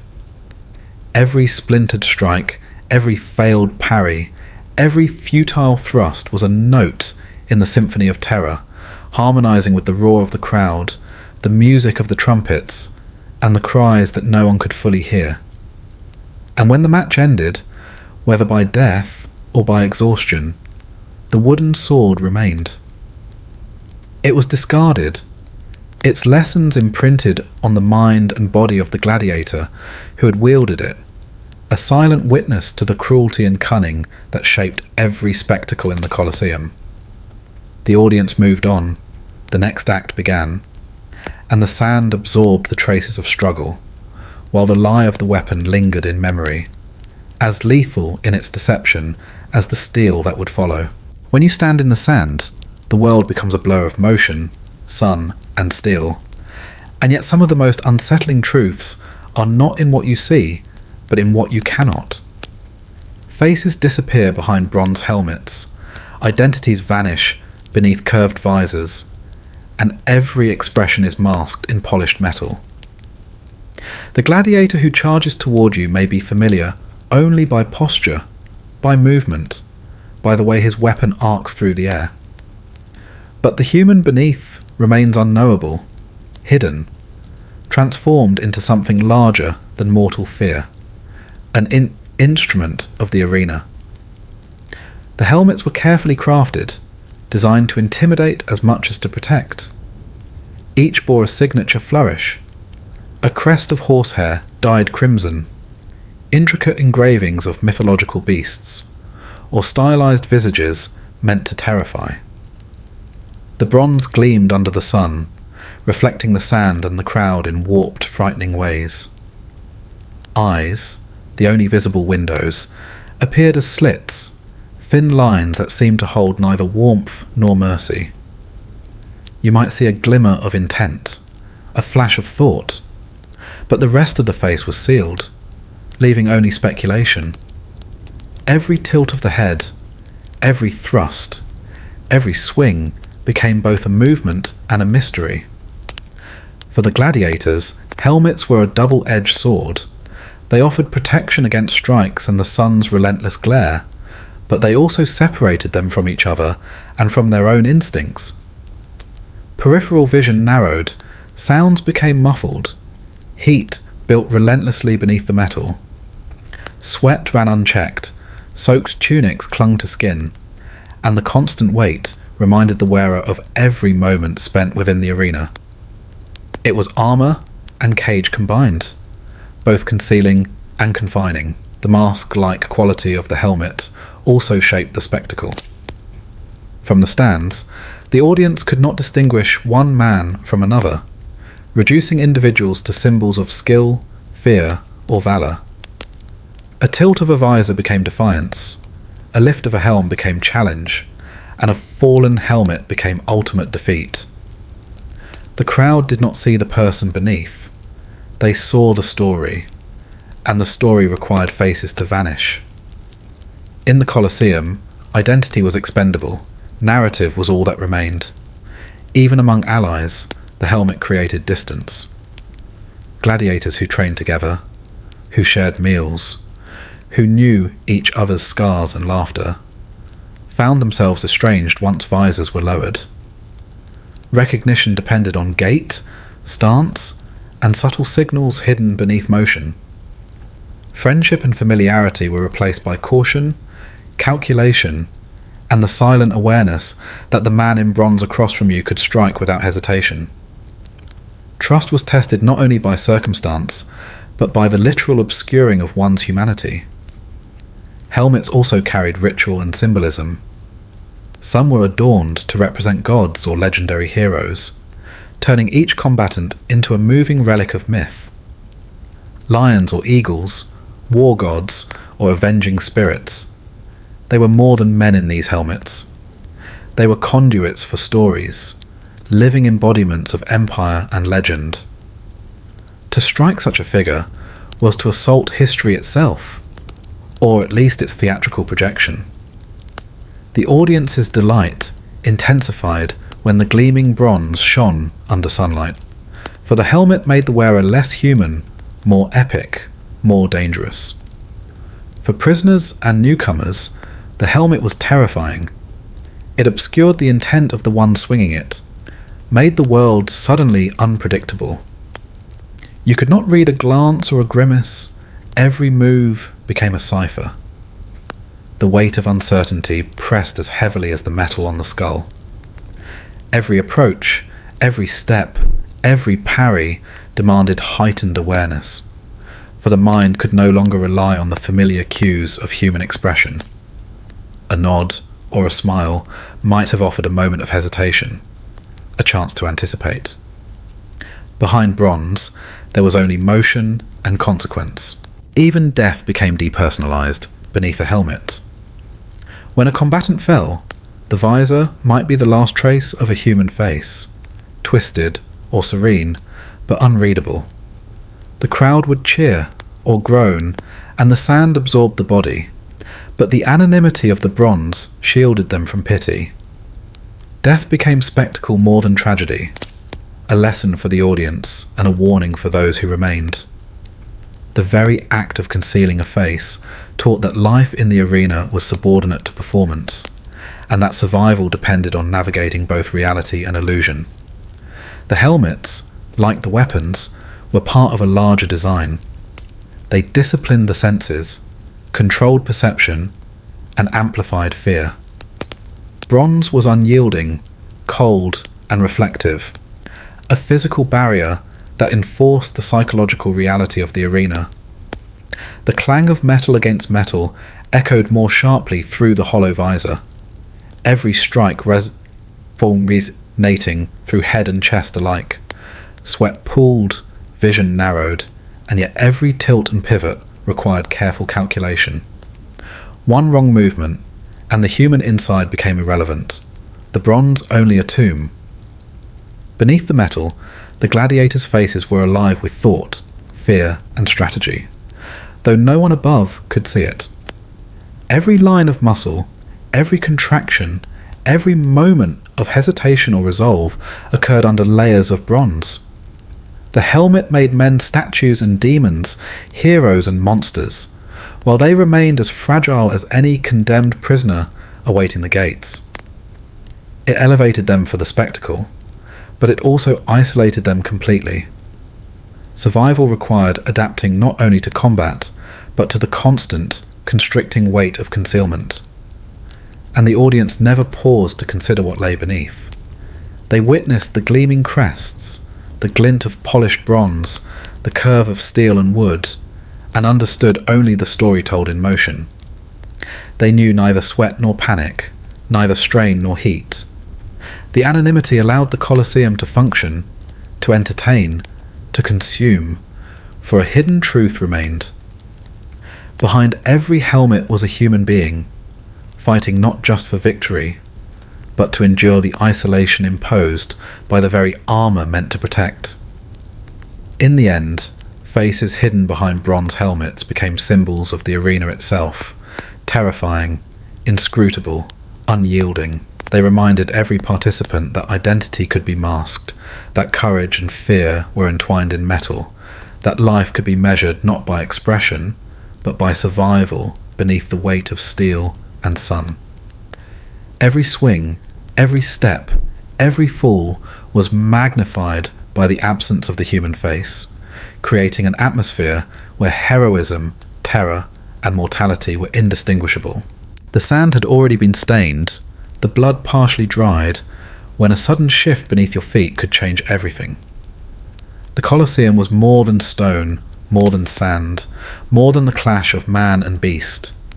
It was a machine of sudden endings. Trapdoors, hidden in plain sight, waited like silent predators. They were iron-clad promises of finality, designed to remove men, beasts, and stories from one layer of reality and deposit them directly into another, dark, confining, inescapable. The design of the arena allowed these doors to function seamlessly. To the untrained eye, the sand appeared continuous, smooth, and uniform. But beneath lay a lattice of wooden platforms, reinforced with beams, pulleys, and ropes that could lift, drop, or release at a precise moment. A single tug, a single release, and the floor beneath a gladiator or prisoner could vanish entirely. For the crowd, the moment appeared sudden and miraculous. A man, a lion, a spectacle simply lifted from existence. But for those beneath, the trapdoor was a deliberate and terrifying instrument of control. The mechanics were brutal in their efficiency. A lion could be hoisted upward to the arena floor from a cage below, swinging free into the sand with a roar that silenced even the clamour of thousands. A condemned man, dragged onto the same platform, could find himself suspended above the unknown, the ground disappearing beneath his feet, the air suddenly alive with the scent of blood, dust, and fear. Gravity, which governs all life outside these walls, became a weapon wielded by design, turning every step into a gamble. The anticipation of the trapdoors was almost as harrowing as their execution. Those waiting near them could hear the faint groan of pulleys, the subtle shift of beams, the whispered tension of ropes. No matter how seasoned a fighter was, the sound of the mechanisms brought unease. They were invisible, yet their presence was palpable, like a shadow pressing against the chest, a promise of sudden, unalterable fate. The arena above could not prepare anyone for this hidden choreography. Only the engineers and their slaves knew its full horror. For the condemned, the trapdoors were final arbiters. Some were pushed across the threshold of fate, their hands trembling, knees weak. The platform gave way beneath them, and the world tilted violently. A brief, surreal moment followed, air rushing past, nothing but the dark below, a suspended second before impact. For some, it ended instantly. For others, it was a prolonged fall into a cage, a pit, or a den where animals waited. Either way, human control ceased. The trapdoor had claimed its toll. Even gladiators, trained and experienced, faced the trapdoors with a kind of reverent fear. They knew where some were, anticipated the timing, calculated the possibilities, but precision could fail. A misstep or momentary distraction could place a man directly over a falling platform meant for beasts, and the sudden drop could shift a fight, unbalancing skill with the certainty of the floor itself. The Colosseum's architecture, elegant and imposing, had been honed not only to display combat but to manipulate outcomes subtly, teaching that control was always partial, always fragile. The trapdoors were instruments of theatre as much as terror. The sudden emergence of exotic beasts raised onto the sand through unseen lifts drew gasps and applause. Gladiators could be delivered from below, as if conjured by magic, making the arena appear alive, unpredictable, and omnipotent. The audience, in their seats, remained unaware of the labour, tension, and risk beneath the stage. For them, the spectacle seemed effortless, seamless, inevitable. For those below, it was a world of pulley ropes, timber groans, and silent prayers, each mechanism a potential executioner. Psychologically, the trapdoors magnified terror. Anticipation heightened every heartbeat. Standing on a platform meant to rise, or fall, was to confront both visible and invisible threats. The unseen floor reminded the gladiator that the arena was not neutral. It was a participant, capable of sudden intervention. Every step carried more than weight. It carried the potential for removal from life, from light, from recognition. The mechanism was simple, yet its consequences were profound. Some trapdoors were designed for spectacle, others for death. Men could be dropped into dens of hungry animals, elevated above combat zones to be hurled into chaos, or lowered into pits where their struggles became a slow, visible lesson for those above. The sound of wood snapping, chains rattling, and ropes creaking became part of the auditory environment, blending with horns, drums, and the roar of the crowd. No one could ignore the floor beneath their feet. Every step was a negotiation with gravity, structure, and fate. Yet the trapdoors were not cruel for cruelty's sake. They were integral to the Colosseum's purpose: spectacle, control, and constant uncertainty.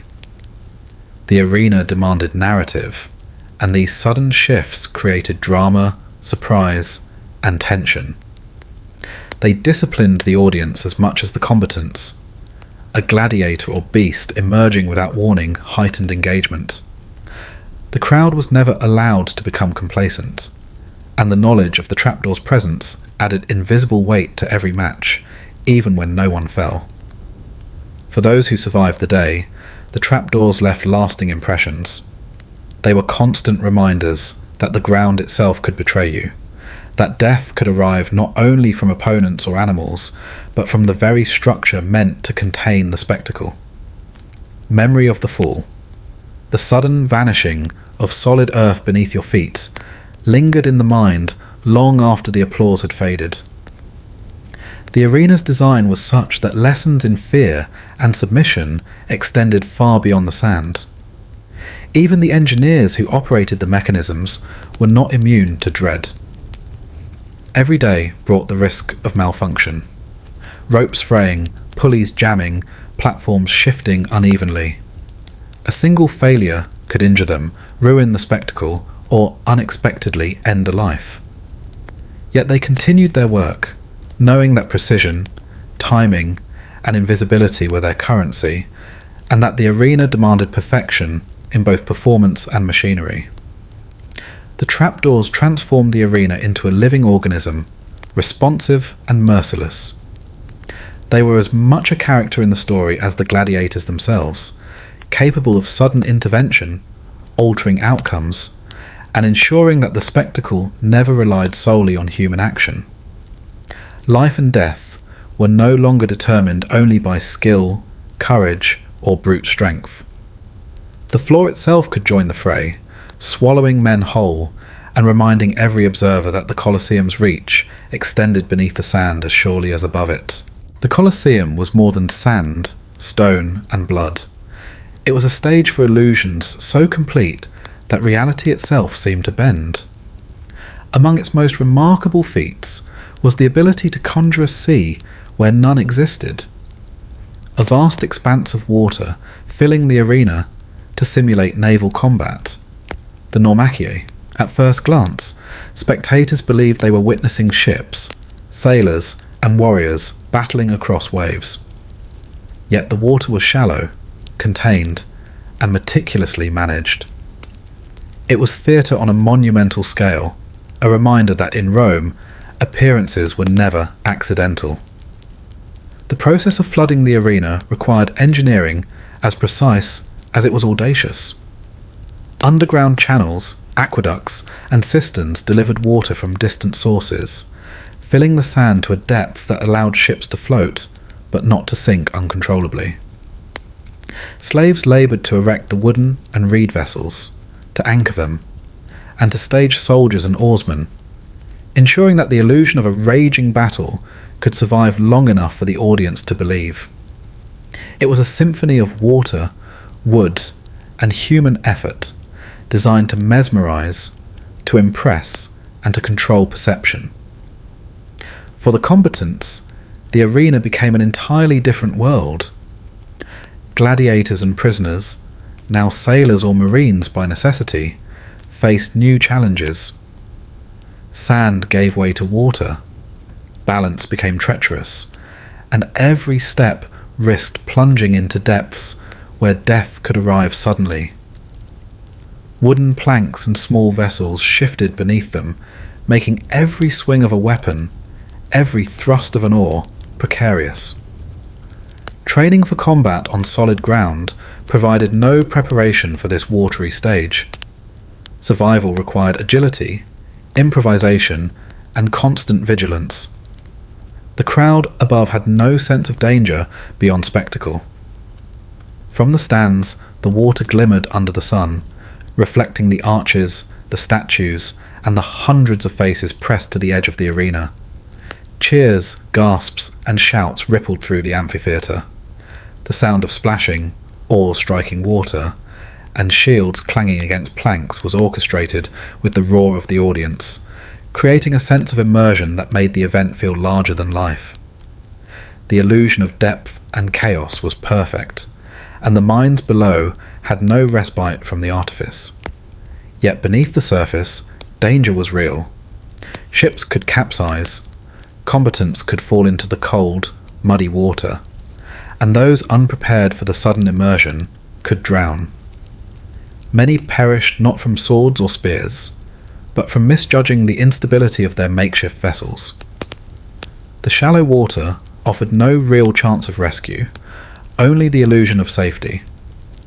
Every splash became a signal of imminent peril. The arena's engineering ensured that even the most mundane misstep could become fatal. The spectacle was also a test of endurance. Oarsmen and fighters laboured not only against each other, but against the unforgiving resistance of water. Wooden swords and shields, which might have seemed manageable on sand, became cumbersome and slow. Balance, coordination, and timing mattered more than raw strength. A slip could mean losing one's weapon, being struck by an opponent, or being trapped beneath the vessel. The naive might have believed themselves participants in a naval encounter, but every moment was a negotiation with gravity, physics, and the Colosseum's design. From above, it was theatre. From below, it was survival. The shallow water reflected sunlight into the eye's blurred vision and muddied perception. Combative instincts could fail, and improvisation became essential. A stumble into the water could turn a planned strike into vulnerability, an attack into a desperate defence. Sweat, salt, and blood mingled, creating a slick surface on every plank and in every boat. The arena's sea was unforgiving, a paradox of performance and peril, where every movement carried weight beyond what could be seen by the cheering crowd. The Naumachii also highlighted the Roman mastery of spectacle. Ships, carefully constructed and anchored, were capable of colliding without capsizing immediately. Fighters were positioned to create the illusion of naval tactics, boarding, ramming, grappling, but always under the supervision of those controlling the floor and the water. The audience believed in the chaos, unaware that the game below was choreographed as meticulously as any dance. The danger was real, but it was controlled, engineered, and optimized for maximum awe and minimal unplanned catastrophe. Even the soundscape contributed to the illusion. Water lapped against hulls, oars sliced the surface, shields clashed, and splashes punctuated every strike. From above, the noise blended with the roar of the crowd, the blare of trumpets, and the rhythmic pounding of drums. The auditory environment, like the visual one, masked the subtle terror beneath, the frantic attempts to remain upright, the desperate grabs for balance, and the hidden calculations of life and death.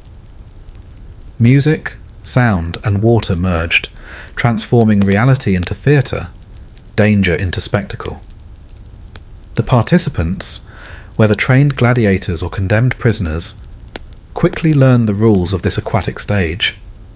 Keep your balance, maintain your grip, and do not underestimate the weight of water. The shallow sea could become a trap, a prison, or a grave. Ships tipped unexpectedly, oars slipped, fellow combatants collided. Even those who survived the initial chaos faced exhaustion, hypothermia, and disorientation.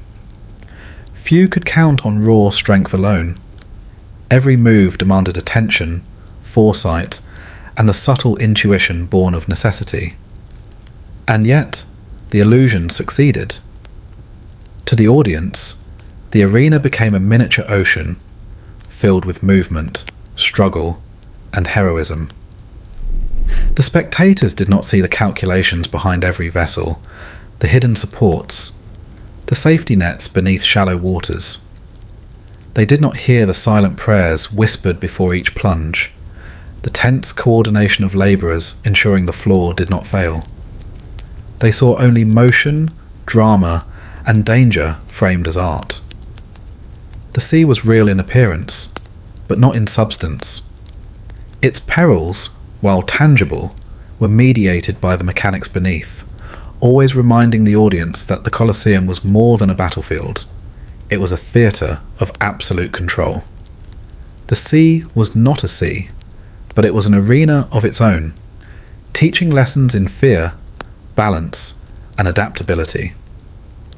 It transformed familiar patterns of combat into a new calculus of survival, forcing fighters to navigate water as carefully as sand. The arena's design allowed this illusion to dominate perception, merging reality with performance. Even after the water drained, leaving only wet planks and muddied sand, the memory of its hazards lingered. Those who survived carried the imprint of struggle and exposure, an invisible mark that bound them to the Colosseum's relentless rhythm of life, death, and spectacle. The sand of the Colosseum was not merely a stage for combat. It was a place where every gesture, every object, and every sound was weighted with meaning. Among the countless spectacles designed to manipulate perception and test endurance, the distribution of bread stood out as a quiet, almost surreal ritual. From marble platforms, slaves or attendants tossed loaves into the sand, scattering fragments of sustenance across the arena. At first glance, it seemed a simple act of generosity, a gesture of reward or relief. But beneath its surface lay calculation, control, and the subtle reinforcement of hierarchy. The bread was not distributed haphazardly. Each loaf was measured, each toss timed to coincide with moments of distraction, exhaustion, or psychological strain. A gladiator, already fatigued from combat or manoeuvring across sand, might seize a loaf as though it were salvation. Yet even that small reward came with risk. Leaning too far, bending to grasp a piece, a fighter might stumble or miscalculate a step, leaving themselves vulnerable to a nearby opponent. Survival, as always in the arena, depended on rapid perception, split-second reflexes, and the constant negotiation of danger. From the stands, the audience perceived only abundance. The tossing of bread suggested the generosity of Rome, the benevolence of the emperor, and the illusion that life and sustenance could enter the arena on a whim. It provided a fleeting distraction from the violence unfolding, a momentary symbol of reward that contrasted with the surrounding chaos. In reality, the gesture was carefully orchestrated. Bread was a tool, a psychological device to manipulate both fighters and spectators. It reinforced the idea that the emperor controlled life and death, that every aspect of the arena was his to distribute, and that even the smallest sustenance was a gift subject to his design. The act also introduced an element of competition beyond combat. Gladiators or prisoners might scramble for bread, measuring strength, agility, and cunning against each other in pursuit of a simple loaf. These contests, seemingly minor, revealed the hierarchy of survival instinct. Those who could act decisively, anticipate the trajectory of a tossed loaf, and maintain balance while distracted by hunger, often gained small advantages. The arena rewarded not only martial skill, but also opportunism, adaptability, and the ability to manage multiple threats simultaneously. Bread, however, was rarely neutral. It carried symbolic weight. White loaves represented favour. Dark or coarse grains signalled punishment, scarcity, or the calculated deprivation of those deemed weaker. Its presence reminded the participants that control was never absolute, that reward and danger coexisted, and that even sustenance could be manipulated to test endurance, strategy, and awareness. Hunger, subtle but persistent, became a weapon in its own right, shaping actions, priorities, and decisions in the arena. For newcomers, the bread could be both a temptation and a threat. Novices, inexperienced in the subtleties of the Colosseum, might rush forward eagerly, exposing themselves to strikes or unsteady footing. Every loaf was a calculated hazard, drawing attention while reinforcing the omnipresence of danger. Even seasoned combatants recognized the duality of the gesture. The bread was nourishment, yes, but it was also a reminder that the arena demanded constant vigilance, that a single lapse could nullify skill, strength, or previous victories. The audience, perched above the sand, rarely considered the tactical implications.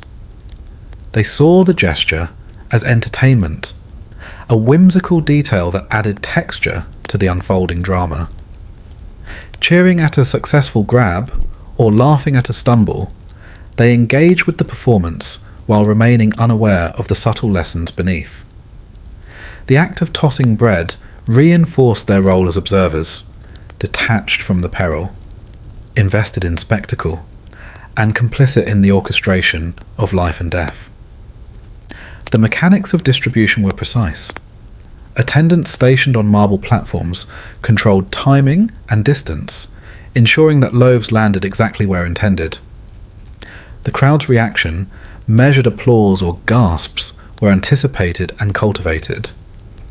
A misstep or miscalculation could diminish effect, yet when executed correctly, the simple act of throwing bread amplified tension, drama, and engagement.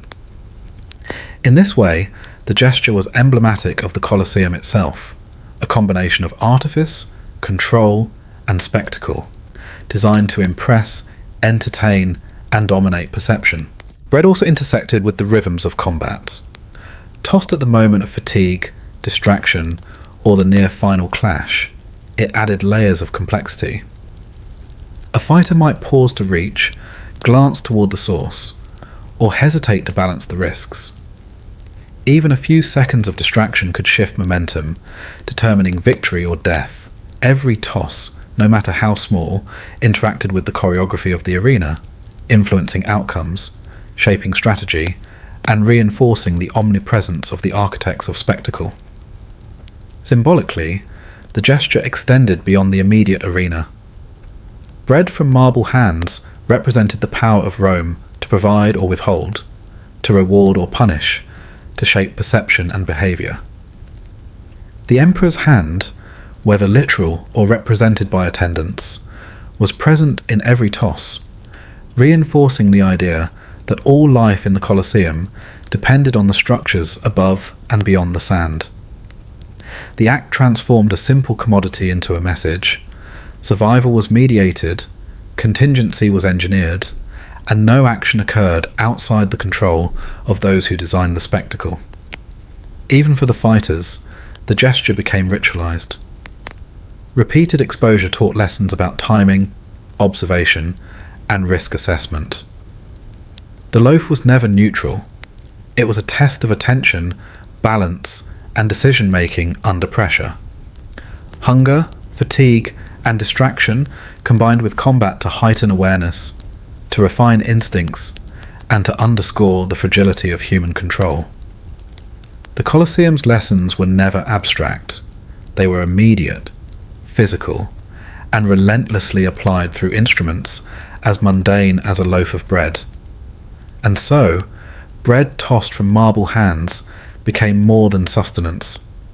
It was a subtle agent of control, a tool of psychology, and a reinforcement of the arena's omnipotent design.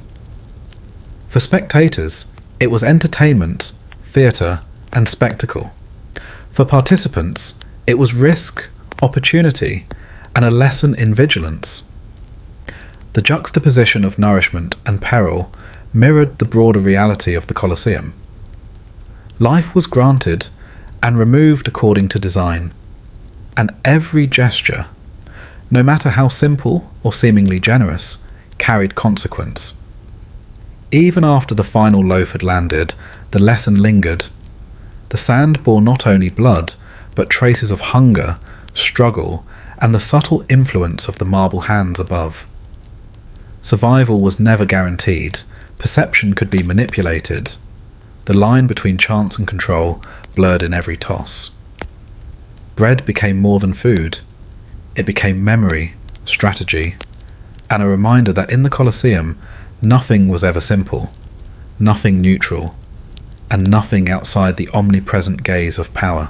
By the time the morning's preparations had finished, and the spectacle was ready to unfold, the sun had already begun its climb over the walls of the Colosseum. Its light did not merely illuminate the arena, it transformed it into a furnace. The pale travertine stone that gave the amphitheatre its brilliance became an instrument of heat, reflecting and magnifying the sun's glare, so that every eye squinted, every brow beaded with sweat. For those seated high above, under the open sky, there was no escape. The warmth that had seemed pleasant in the early hours turned merciless by midday. The Romans had a name for the central ground: the arena, a sandy stage prepared not for comfort, but for blood. The sand absorbed the sunlight, glowing faintly gold in the heat, yet beneath that glow lay the sharp grit of crushed stone and ground shells. Bare feet, whether those of a condemned prisoner or a trained gladiator, could not walk there without feeling the sting of burning dust. Even the animals brought into the arena fidgeted uneasily, their nostrils flaring as if the air itself were thick with fire. Those who came to watch did not seem to mind, or perhaps they had trained themselves to endure it, believing that suffering was a natural companion to spectacle.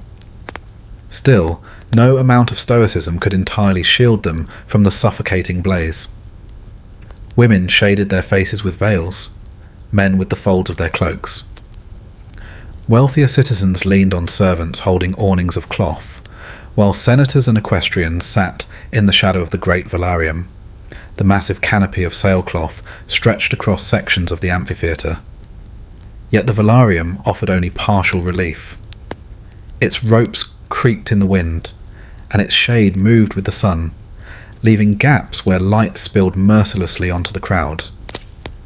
Down in the arena, however, there was no such reprieve. Gladiators standing in the underground passageways, waiting for their turn, could already feel the warmth pressing down as though the earth above them were smouldering. When they were led upward, blinking against the brightness, the sensation was like stepping into a blazing kiln. Armour that gleamed so beautifully for the audience also seared the skin of those forced to wear it. A bronze helmet that glistened like the face of Mars became a punishment in itself, trapping breath and magnifying the suffocating heat. The smell of the day carried its own weight. Sweat rose from thousands of bodies pressed together in the tears, mingling with the perfumes citizens dabbed on their wrists to disguise it. The sand below, dampened by the blood of the morning contests, baked in the light, giving off a faint metallic tang. The Romans tolerated it, perhaps even expected it, but for anyone unaccustomed to such extremes, the mixture would be overwhelming. The Colosseum was not simply a theatre of sight and sound, it was an environment designed to test endurance. Spectators fanned themselves with laurel branches or scraps of parchment, but the movement only stirred hot air. Water sellers moved among the benches, their clay jugs heavy, the liquid within already warm by the time it reached thirsty lips. For the poor who could not afford even this luxury, there was only the slow patience of waiting for the contests to distract them from the heat gnawing at their temples. The games themselves were not delayed on account of the sun. If anything, the harsh light only heightened the drama. Every drop of sweat glistening on a gladiator's arm, every spray of blood against the sand, was made more vivid under the glare. For the audience, discomfort became part of the ritual. They squinted through the brightness, leaned forward, and endured because spectacle was worth suffering for. For those in the arena, however, the punishment was relentless. A man condemned to face a lion or a bear might find the animal sluggish in the heat, its chest heaving with heavy breaths. Yet this did not ease his fear. It only prolonged the moment, forcing both beast and victim to stagger beneath the same sun, exhausted but unable to escape the performance demanded of them. A gladiator trained for combat could feel his energy drain more quickly, every movement weighted by the oppressive warmth. To falter, to slow, was to court death, and so he fought on, even as the sun robbed him of strength. It is easy to imagine the faint sound of sandals shifting on heated stone, of men wiping brows with trembling hands. Even the soldiers stationed as guards, whose discipline was unyielding, must have felt the sun like a spear pressing down upon their helmets. And yet none of this halted the rhythm of the games. Rome's empire had been built on endurance, and endurance was demanded here, from both performer and spectator alike. For an outsider, seated among the crowd, the sensation would be unbearable. The light would pierce the eyes, the heat would draw moisture from the skin, and thirst would arrive quickly, nagging like an unwelcome guest. To survive such a day required not only strength of body, but a mind resigned to discomfort. One could not protest, for the collective will of the crowd drowned out individual complaints. To leave was to lose one's place, to abandon the chance of seeing a moment that might be retold for weeks in the taverns and streets of Rome. Evening would eventually bring relief, but until then, the Colosseum was a crucible. It was not only combat that tested endurance, it was the act of witnessing itself. The games were as much about the patience of the crowd as they were about the skill of the fighters. Under the punishing gaze of the Roman sun, thousands sat in a vast stone bowl, sweating, waiting, watching, never doubting that the suffering was worth the spectacle. And as the shadows shifted slowly across the arena floor, one understood that the heat was not an inconvenience to the spectacle, it was a part of it. The games thrived on extremes, and the burning light that seared both skin and stone only deepened the sense that those within the Colosseum had stepped into a realm apart, where ordinary comforts were stripped away, leaving only the raw edge of endurance, spectacle, and survival. There was always a moment when the noise broke, a moment so sudden that it felt as though the vast amphitheatre itself had inhaled and forgotten how to exhale. The crowd, restless and fevered only seconds before, could fall into a stillness more unnerving than their shouts. It was the silence of anticipation, the pause that held its breath, while all eyes looked toward the arena, waiting for a gesture that decided whether a man would live or die. A gladiator stood at the centre of the sand, shoulders heaving, bronze helmet dented, arms streaked with dust and blood. At his feet another lay sprawled, weapon knocked from his hand, breath shallow, body trembling between pain and surrender.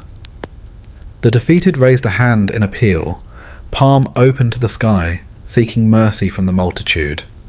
His voice did not carry far, drowned by the weight of thousands, yet his body spoke clearly enough. He was asking to be spared. What came next was not for him to decide. It belonged to the crowd, and then to the hand that embodied their will. In those long moments, silence gathered like a shadow. The raucous cries that had driven the combat forward melted into a hush, leaving only the faint rattle of armour, the clink of chains in the tunnels below, the flutter of the velarium's ropes overhead. The sun still glared, Sweat still rolled down faces, but time seemed suspended. All waited for the direction of a single thumb.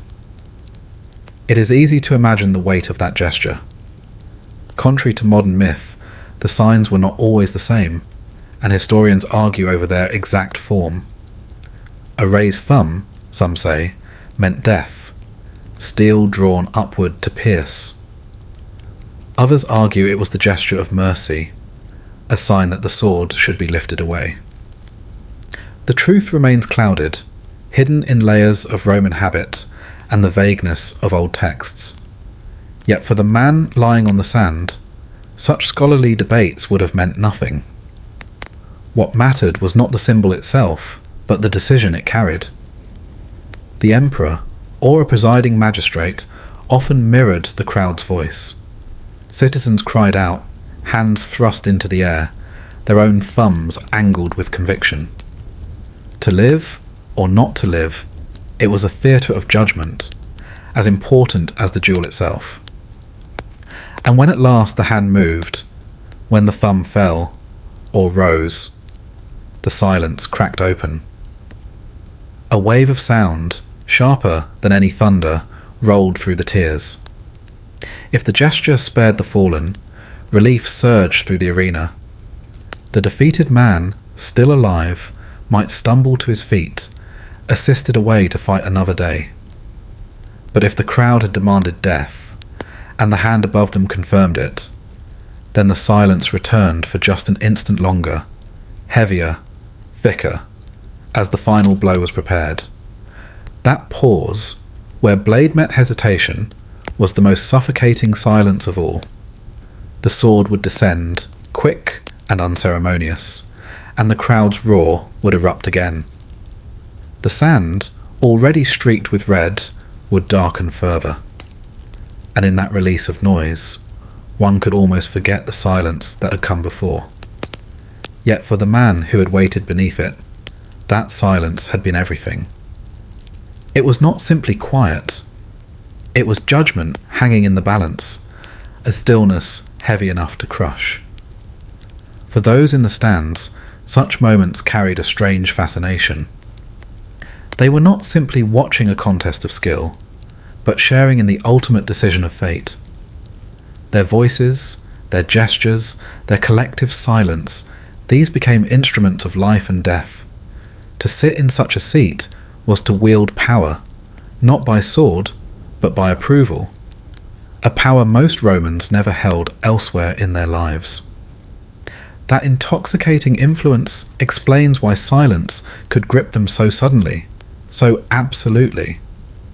The hush of the crowd was the sound of a people tasting sovereignty for an instant. But what of the defeated, lying on the ground, ears ringing with the absence of sound? For him, the hush must have felt like an eternity. The cries that had driven him to exhaustion were suddenly gone, replaced by a stillness that offered no comfort. He would not know whether mercy or death awaited until the signal appeared. Every heartbeat thudded against his ribs, magnified by the void around him. The sun burned on, the sand scorched his cheek, and still no answer came. It is here, perhaps, that one realizes why survival in such a place was nearly impossible for the uninitiated. It was not only the blood, the beasts, or the steel, it was the psychology of waiting under the gaze of thousands, trapped in a silence thick with judgment. Modern ears are unaccustomed to such intensity. The absence of sound, drawn out by the weight of collective will, could unmake a man as surely as the cut of a blade. Even when the decision came, survival was uncertain. To be spared was no guarantee of healing. Wounds festered, bones splintered, and debts to trainers or owners remained. To be condemned was swifter, yet no less cruel. And in both cases, the silence beforehand lingered. It was remembered, whispered in barracks and training schools, recounted in voices hushed as though the sound itself might return to choke the speaker. The Colosseum was built upon noise, but it was the silence after the thumbs fell that defined its cruelty.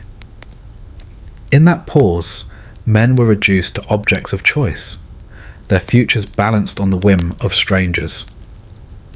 Survival in such a place was not only a matter of strength or skill, it was a matter of endurance, of standing beneath the crushing stillness and not breaking before the verdict arrived. And as the crowd roared again, filling the air with renewed cries, the silence did not vanish entirely. It lingered like a ghost, hovering beneath the cheers, reminding all who had witnessed it that judgment was never far away, and that in the Colosseum, even quiet could wound. Long after the crowds had left, when the echo of their voices no longer rattled against the tiers, the Colosseum remained. It did not disperse with the noise, nor fade with the banners, nor vanish when the emperor's procession retreated into marble halls. It stood still, immovable, its stones absorbing what men were quick to discard. The people forgot. The arena remembered. Those who filled its seats came for an afternoon of spectacle. They shouted, they gestured, they tasted the thrill of choosing life or death as if it were a morsel of bread. And when the sun dipped behind the Palatine Hill, they went home, returning to their households and their supper, carrying only fragments of memory. By morning, much was gone, dissolved into the routine of Roman life, replaced by fresh gossip or new rumours of war. But the arena itself had no such luxury. Its stones soaked up everything, holding the weight of every cry, every fall, every silence, and storing them as though they were inscriptions carved into the mortar. Imagine walking its corridors when empty. The tiers, so crowded in the heat of the day, now stood bare beneath the moonlight. The seats of senators, shaded by awnings and guarded by attendants, lay deserted. Dust lingered where sandals had scuffed. Here and there, a smear of dried blood darkened the sand, waiting for the next dawn to be raked away. It was in these moments, when no human voice remained, that the Colosseum seemed most alive, for the stones did not forget. They held the tremor of roars that had shaken them, the vibrations of drums and horns, the faint scratches of iron dragged across them as cages were rolled into place. Even the underground passages, damp and heavy with the stench of beasts, carried the memory of movement long after the animals had been led away. The stones whispered of things that eyes no longer saw. It is tempting to think of Rome as a city of power, rational and orderly, but within the Colosseum it became something else. The veneer of civility thinned, and what surged forth was older, more primal. The crowd devoured bloodshed as though it were ritual, and the architecture provided the stage for their hunger. Yet while men and women allowed the moments to pass, moving on with their lives, the structure could not move. It became a ledger of all their forgetting, etched not in ink, but in silence, dust, and wear. If you touched the stone, you would feel more than coldness. You would feel the erosion of hands that had pressed against it, the faint polish of marble rubbed by bodies leaning forward in anticipation. You would feel the grooves where metal fittings once held awnings, where water once trickled after staged floods, where chains clattered against iron rings bolted deep into masonry.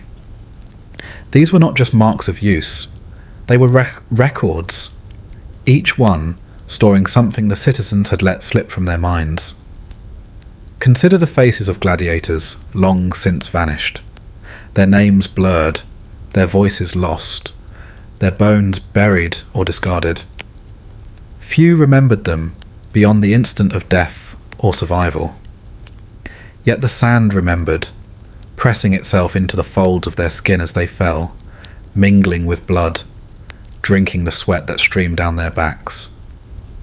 And when that sand was raked away, the stone beneath remained stained, holding shadows of those who had lived and died in its grasp.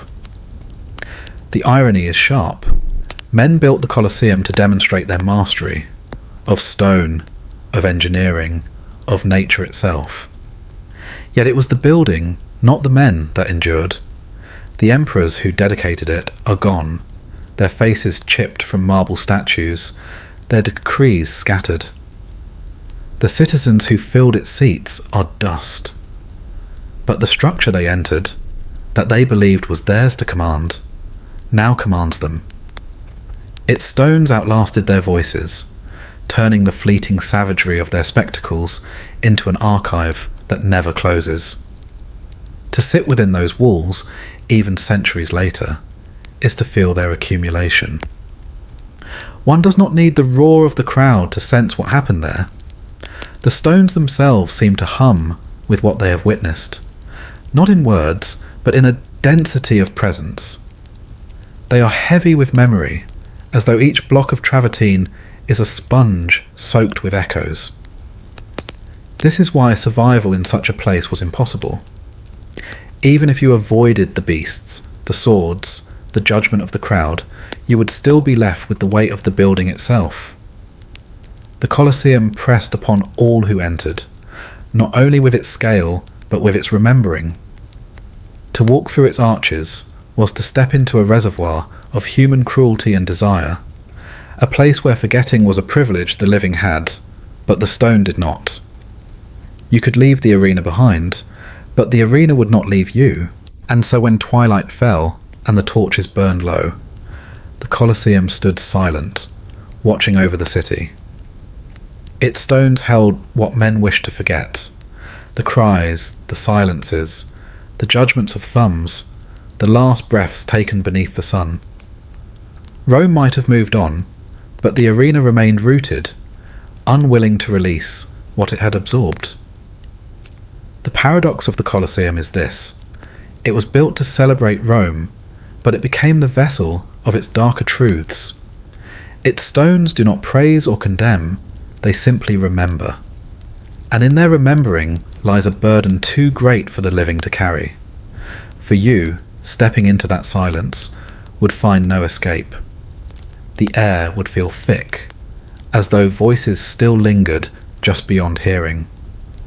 The ground would seem unstable, not because it shifted, but because it was too steady, too certain in what it had endured. You would feel yourself pressed upon by centuries, swallowed not by beasts or blades, but by memory itself. The people forgot, the empire fell, but the Colosseum's stones, patient and unyielding, kept what was given to them. They still keep it now, and as long as they stand, they will not let it go. Night in Rome did not quiet the Colosseum. The stars rose, the streets emptied, taverns dimmed their lamps, but the arena remained restless. Its arches opened onto the dark like eyes that refused to close, and its corridors hummed with the residue of the day. Silence wrapped itself around the stone, but silence was not the same as sleep. The Colosseum did not slumber. It kept its watch, unblinking, as though the very earth beneath it trembled with memory. For centuries it was fed the noise of multitudes, and once such noise has been tasted, true stillness is impossible. Even when no crowd filled the tiers, the stones remembered how to echo. A whisper could travel along the arcades and return multiplied, as if carried on the breath of thousands. The building, vast and hollow, rehearsed its own memory again and again, like a body twitching in dreams. In the tunnels below, where torches once flickered against damp walls, the air grew heavy. It smelled of dust and iron, of sweat sunk deep into stone. Beasts once chained, they had long since vanished, but their roars lingered in the dark, as if they had been absorbed into the very mortar. The faintest footstep, centuries later, seemed to stir them, and the air quivered with the impression of cages being dragged, of men whispering prayers before being driven upward into the light. Above, the tiers remained etched with humanity. Senators had sat in their shaded rows, citizens crammed together in the heat, foreigners astonished by the grandeur. Slaves herded into the highest seats, Each arch still knew the pressure of their bodies, the restless rhythm of their movements, the thunder of sandals stomping in unison. To walk among those tiers at night was to hear them again, faint but insistent, as though the building refused to let go of its audience. The arena floor, too, never settled. Even when covered in darkness, its surface bore the memory of countless marks, footprints of fighters, grooves of wheels, stains the sand could not fully bury. Moonlight revealed them faintly, silvering the imperfections like scars. Here a gladiator had fallen. There a beast had poured. The lines remained, a script the earth had written, and the sky insisted on reading. It is a mistake to think the Colosseum was a place bound only to the daylight hours. It belonged to the city at every moment, pulsing whether filled with bodies or left hollow. Merchants spoke of it in taverns, children dreamt of it in narrow alleys, poets gave it verses. Emperors weighed their reputations against its applause. Even when darkness fell, the thought of it lingered across Rome, as though the arena itself cast a shadow, not only on stone, but on minds. And what of those who had bled there? They did not leave so easily. The city might forget names, but the arena did not. Every night was heavy with the weight of those presences. The wind moved strangely through the arches, as though shaped by voices too faint to distinguish, yet too insistent to ignore.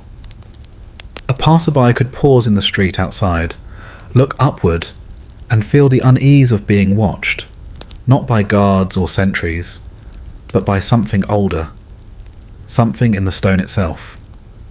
That was the truth of the Colosseum. It was never asleep because it was never finished. Spectacles ended, but another always followed. Generations passed, but the memory of violence remained raw.